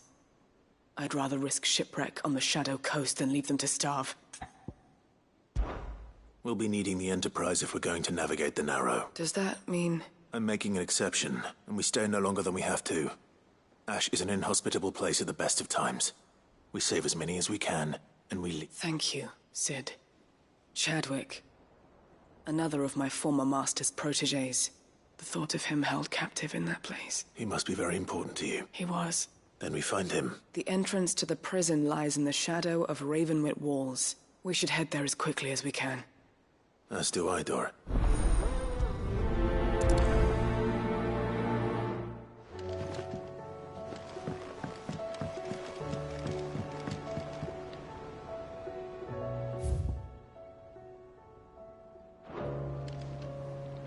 Sid, I was wondering... It depends what we're... A bearer, but recently freed from his bonds, is keen to join the Cursebreakers. As you know, the work we do is not easy, which is why we test every volunteer's suitability. I don't mind, but... Because he wants to be a scout. Our ranks are filled with men and women capable of breaking chains and putting slavers to the sword. But scouting? We're few with the nose for that. Which is why we still rely so heavily on Gav. And since he accompanies you on so many of your missions, I thought you might be better placed to recognize the traits in him that we should look for in those... Sounds reasonable. So you're happy to oversee the boys' test? One can never have too many scouts. Truer words, Sid. I'll let the initiate know that you'll be attending his trial, and that he is to proceed directly to Northreach in readiness. No time like the present, eh? No time like the present. I'll await you there.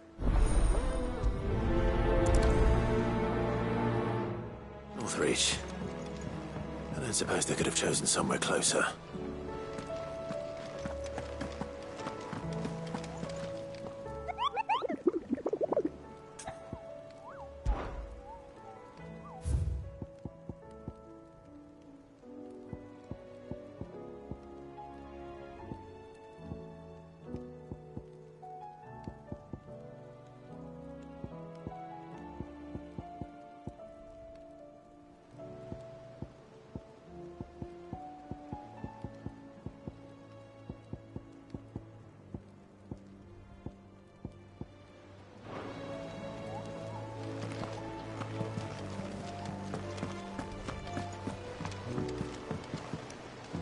Vivian, and I'd be happy to help you find the book you're looking for. Thank you, Clive. But tracking it down will not be easy. Please. You have always granted me your wisdom and insight whenever I asked. It's only right that I return the favor. Or at least attempt to. You are too kind. Alas, what I ask of you is rather more trying than delivering the odd lecture. I spoke with Harpocrates to see if he had any inkling as to where another copy might be found, but perhaps it is best that you hear the details from him. If you say so. Forgive me, Clive, for asking this of you. But this book, it set me on the path to becoming who I am today. Its importance cannot be overstated.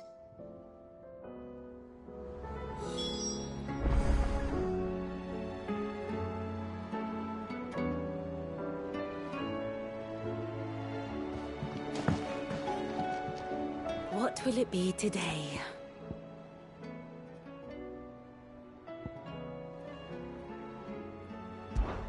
Well, Clive?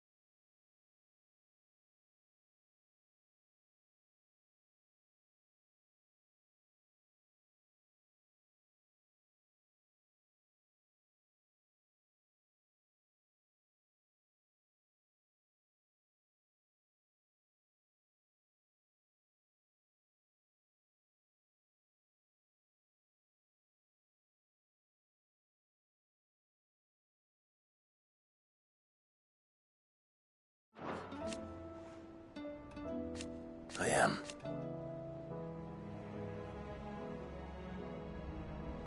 Naturally.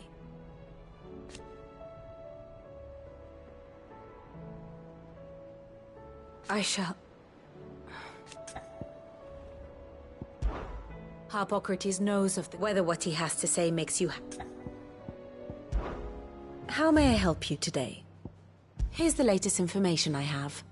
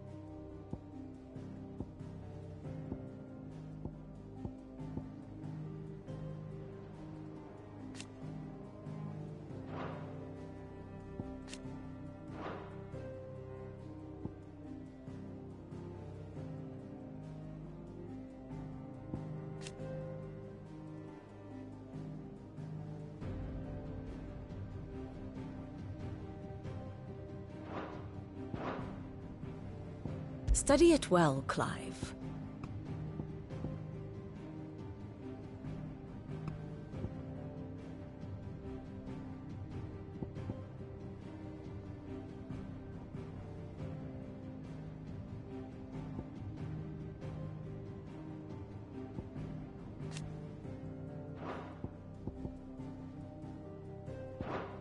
The state of the realm is ever-changing, Clive.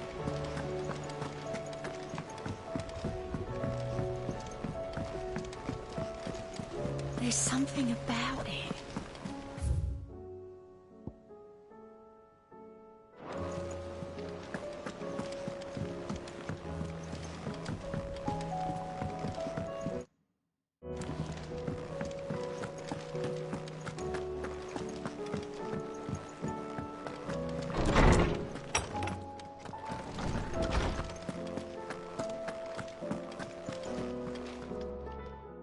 Clive, my boy. What a pleasure it is to see you. Hippocrates. I've been charged with locating a book called... And you seek a rare gem indeed. One whose name I had not thought to hear from your lips. You've been talking to Vivian. Right as always. But she didn't seem keen to tell me very much. And yet I gather it did naught to dissuade her. Clive, if the young professor has tasked you with obtaining a copy, I fear she asks the impossible. The executors would not allow it. The executors? Coveters of Secrets, a clandestine organization committed to the collection and intenebration of forbidden texts and technology. One such text being the tome Vivian seeks, chronicling as it does the true history of the enslavement of bearers. A tale which could overturn the established order were it ever to become widely known, or so rumor has it. I've never actually read the thing, or even set eyes on it for that. How is it that I haven't heard of this organization? Why, secrecy is the executor's watchword. They lurk in the shadows, emerging only to seize that which would explain why Vivian's copy was snatched from her grasp not long after she found it. By the hand of the executors, yes. But what drives them? Self-interest or ideology? Fine question. Sadly, all that is known of the executors can be recounted in a single breath. You may just as soon ask me of their origins, numbers, or the identities of their leaders. Any answer I give would be pure speculation. Then my hunt was doomed from the first. What was Vivian expecting? That I'd pluck it from thin air? Not from thin air, no. From ash. Rumors of the executors are rife among the scholars of Storm, but rather less so across the strait. I have a friend, well, I had a friend. Alas, I have heard naught from him since the skies fell dark. But, though he did not mention it by name, it is possible that a surviving copy of From a Distance yet rests upon one of his many shelves, quietly awaiting discovery. If you were, by some chance, able to save even a single book from the poor man's library, I know his soul would rest easy. Very well. When I next find, I'll be sure to pay Garnick a visit.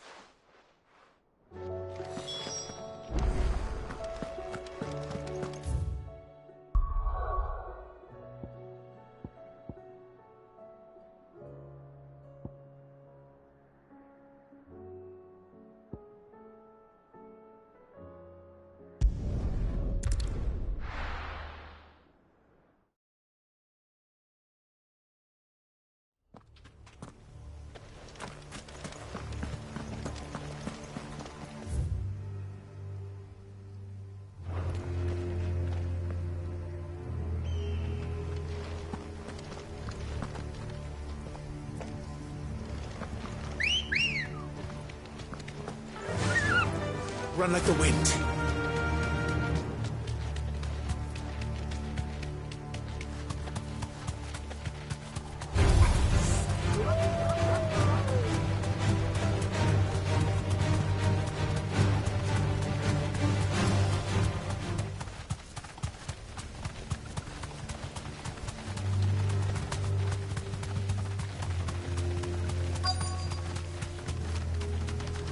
The entire village looks abandoned. Now, Which house would a bookworm live in?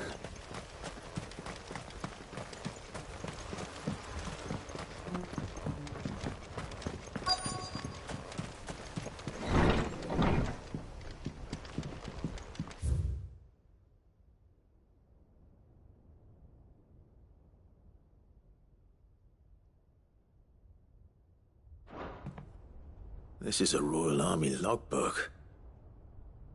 Did he take this from the local barracks?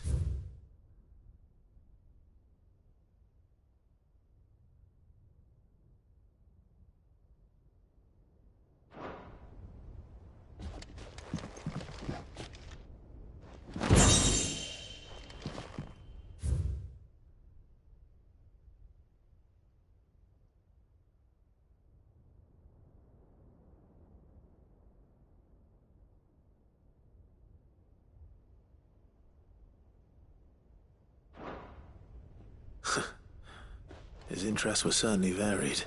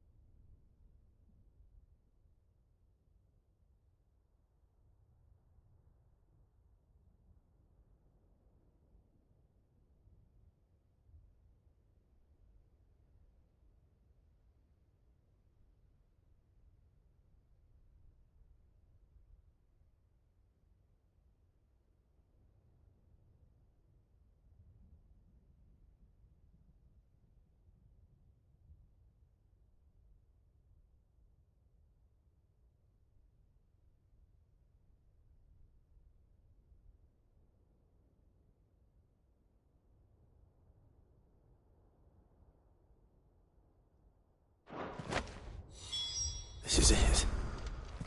But if what it says is true, I need to get this back to the hideaway.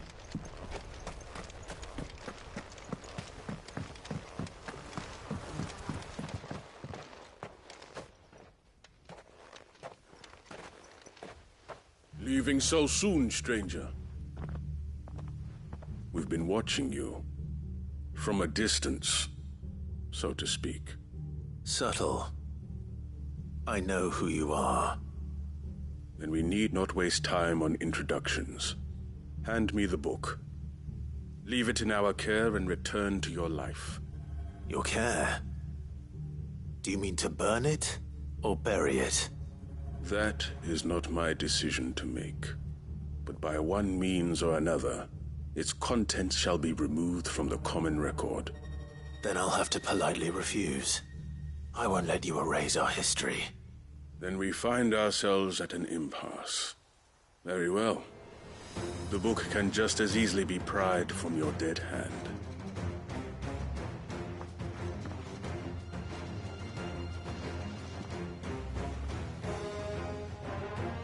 Let's see, shall we?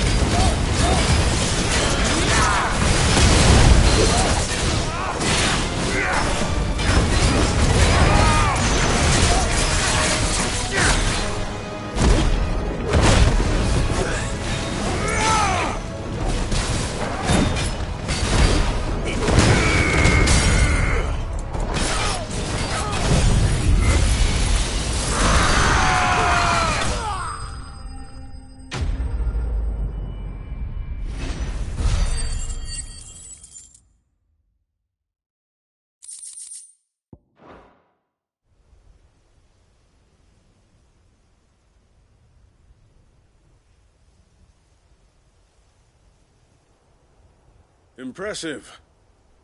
But we have other means. We shall claim the book yet. Why do you want it so badly anyway? It lays out in no uncertain terms the vanity and avarice of mankind. It tells the shameful history of the persecution and oppression of a gifted few by a giftless many. Would you say that this interpretation was correct? I don't know. You don't know. Your sword may be sharp, but your wits are dull. So let me answer for you. There is no correct interpretation of history. That a series of events took place may be proved beyond a doubt. But there can be no single, immutable explanation as to why they came to pass. It is a question of numbers and of belief.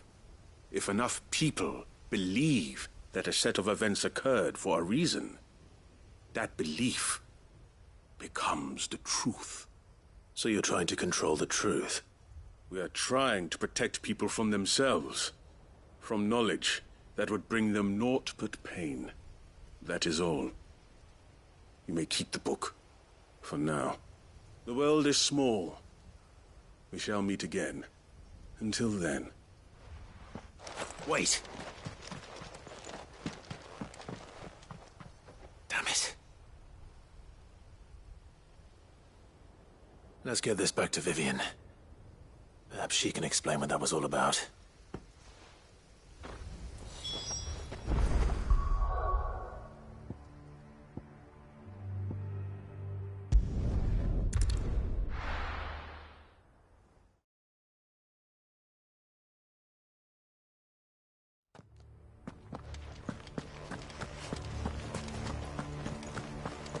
Doris is waiting for me near Balmung Dark. The longer she's out in the open, the more likely she is to be found by a Kashik. I need to hurry.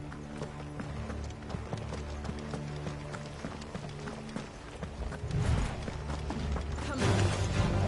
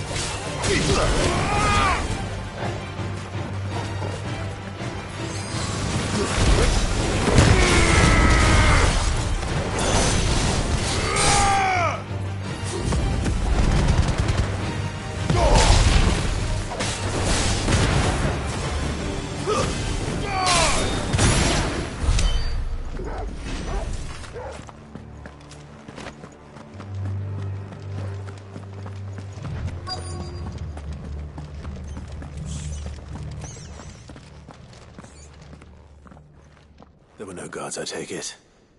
None manning the gate. It's a different story inside, though.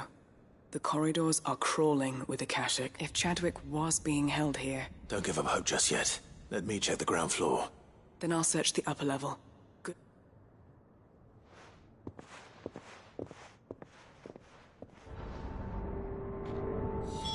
Just how bad are the floods inside the walls? Bad enough to turn a bearer.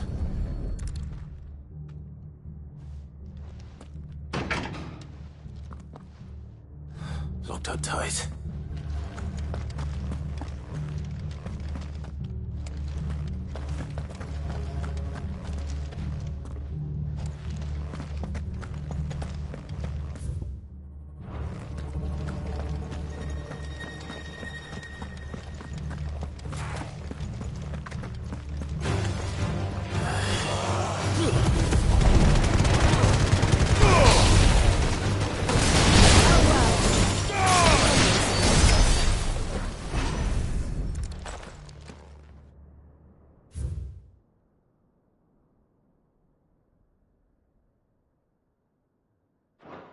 So this place was no ordinary, and I doubt they'll have taken the creature with them when they fled.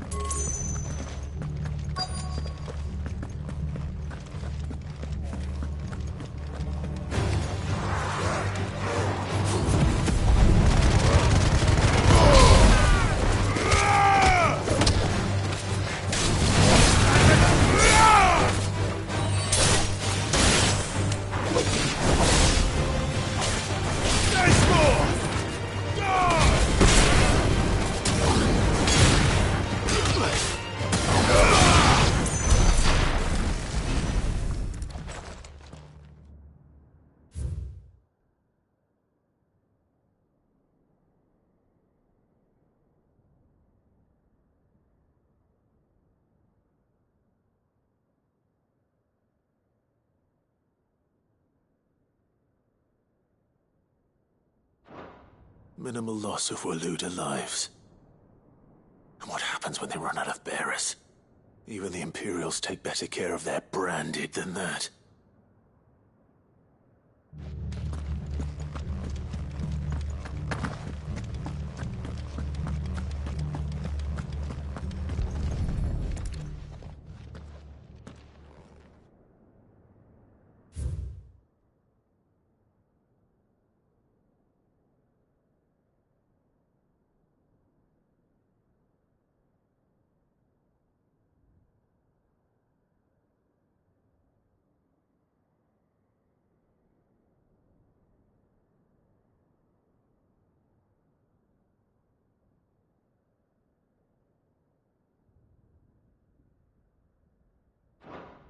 They were feeding bearers to it.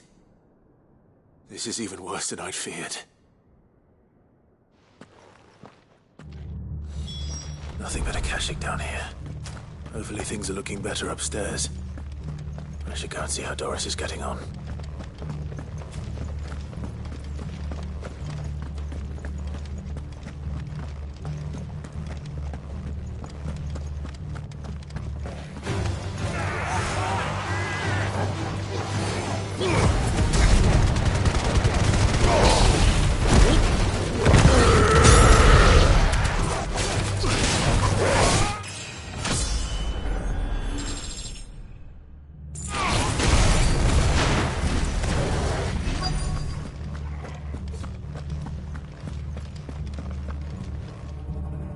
No lock downstairs.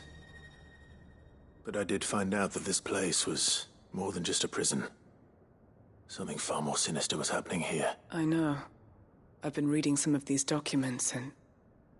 it can't be true, can it? Bearers die every day in service of their masters, but this is so much worse. Pitting bearers against a wild beast armed with nothing but their wits? And all in order to bring about more death. And not just those who could fight, but the elderly, children even. And those who wouldn't, or couldn't, were Disposed of. Whatever that means. I'm afraid it means they were fed to the monstrosity they kept here. Then we're too late. And I was a fool to bring you here. Don't say that. A key. But it doesn't fit any of the locks on this floor. Perhaps it will fit one of the doors downstairs. Finish up here, then come and find me when you're ready. All right.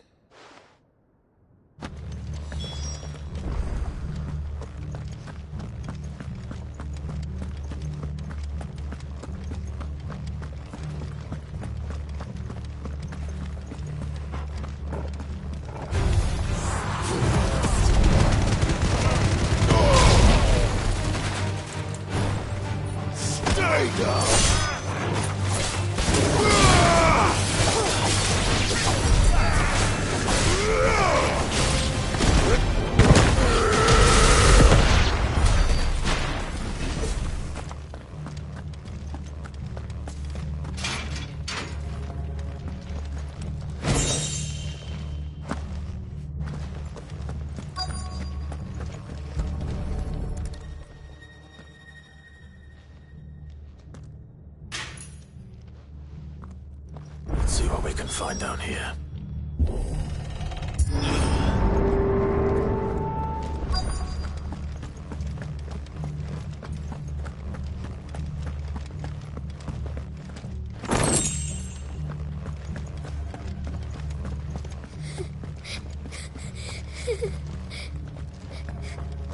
A survivor. She sounds close.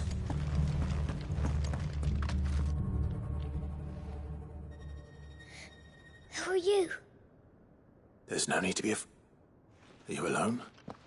Some of the guards, they're still here. But something's wrong with them. Everyone else was eaten by the monster. Of course there were. Thank the Founder. It was worth our coming. But I'd... Ready when you are. You poor thing. You must have been terrified. Did Chadwick send you? What? He fought the monster. Distracted it so I could run away. He must have sent you. He promised to free the others too. Where is he? He opened your cell, didn't he? He wouldn't be here otherwise. Chadwick. Was that? Monster's back! Chadwick, help! We have to get out of here. Doris, keep the girl. All right. You put that bearer-eating bastard in the ground. It's out there waiting for me. I can't let it live. Not if it's got a taste for bearers.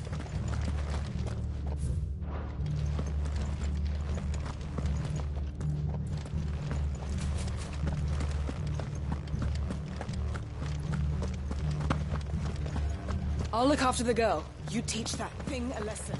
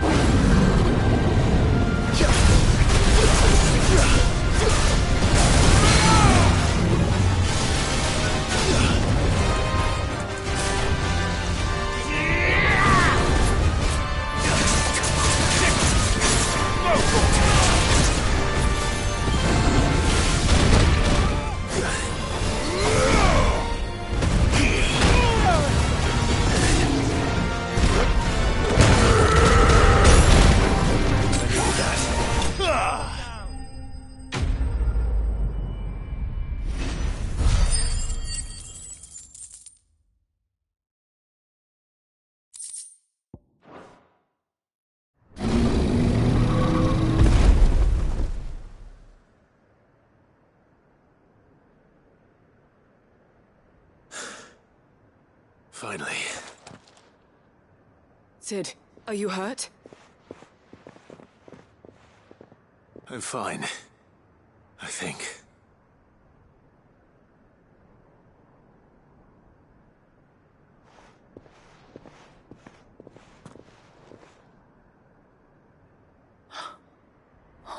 No. What is it? A diary. I gave it to Chadwick before we went our separate ways. He was here. I'm sure he fought bravely to the last. The girl is safe thanks to him. Chadwick.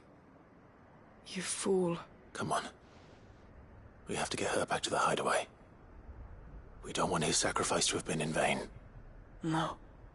Of course not. I'll see that she's looked after from now on. It's the least I can do.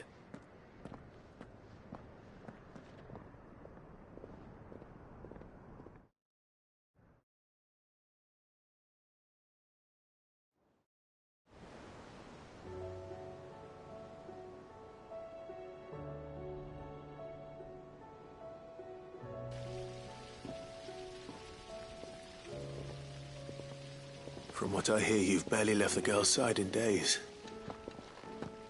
I hope she's recovering from her ordeal. She is. Slowly, I thank the flames we found her. If we hadn't... I know. I'm sorry we weren't able to save Chadwick. There's no need to apologize. Without your help, I would never have found out what happened to him. How he fought to the bitter end to save her. To save Haida Marie. That's the man I remember. The man I thought of as a... I wish I could have met. I'd like to hear more about your past. Of course. You already met my former master. She trained Chadwick and I to do two things. Kill and obey. We were supposed to be sold to the highest bidder when the time came. But no bid was ever high enough to convince her to part with us. For years, we were her daggers in the shadows. But we could never quite shake our doubts about the things she made us do. And then, one day, we just couldn't do them anymore. So we escaped. But staying together was out of the question. They would have found us too easily. After so many years of training, the pull to serve was always strong. It scared me to think he might have taken another master, become a dagger in someone else's hand. But even in captivity, the battles he fought were his own.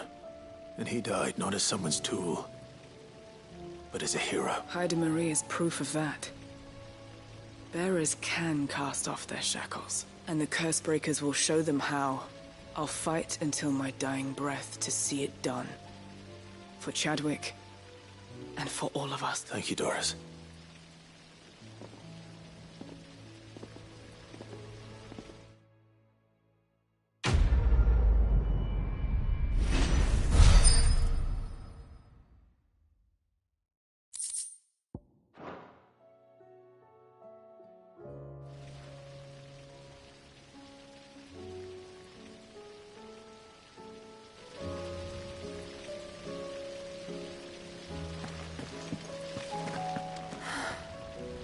All this time, my heart has wandered hither and thither in search of the perfect companion.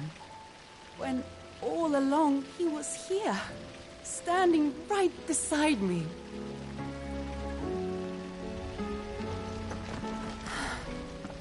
All this time.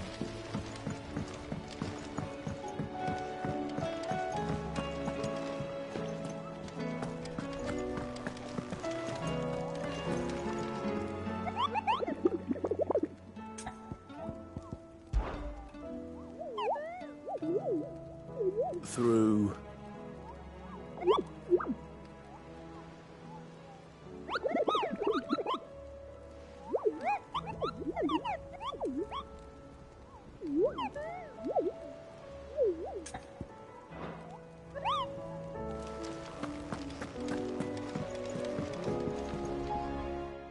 Vivian, I found it. The book you lost.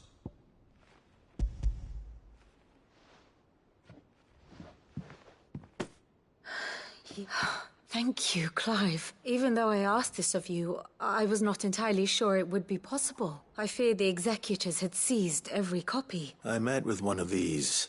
executors, and I convinced him to let me keep it. He told me something. That the truth is just a matter of collective belief. And that if enough people believe a lie, that lie becomes the truth. It does. But it also means that the truth is not immutable. That it can be changed. Provided that those who wish to change it can convince enough people that their perspective is the correct one. As the sad history of the Bearers proves. You said that the book inspired you to become a scholar. It did. Or its author, rather. She was a heretic, you see. A firebrand and a dissenter. A gallows stood ready for her in every corner of the realm. And by shunning society, or perhaps being shunned by it, she stumbled upon a truth so potent that an entire realm trembled at the prospect of its utterance.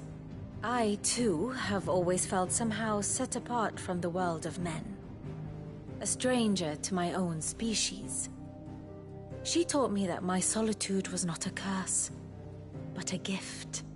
And that, though my journey to the truth might be a lonely one, what I found at my destination would be more than worth the cost. Do you still feel that way? That you're not... one of us? Honestly, I'm not entirely sure anymore. Since coming to the hideaway, I find my thinking somewhat... clouded. Perhaps the result of studying mankind from a rather closer perspective than I had intended. But the more I study, the more I find value in this perspective. In looking not from the outside, but from within. So if you'll permit me, I'd like to continue my work here. Remember, Clive, when enough people believe, belief begets truth. Give the men and women of this benighted world the gift of truth. Make them believe in you, as I do. I'll try, Vivian. I'll try.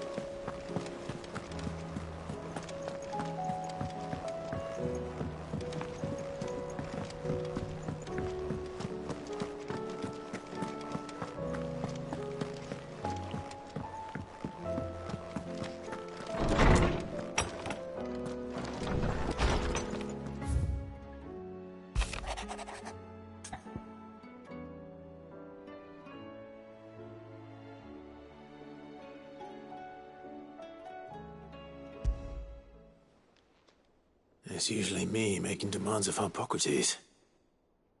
I wonder what this is about.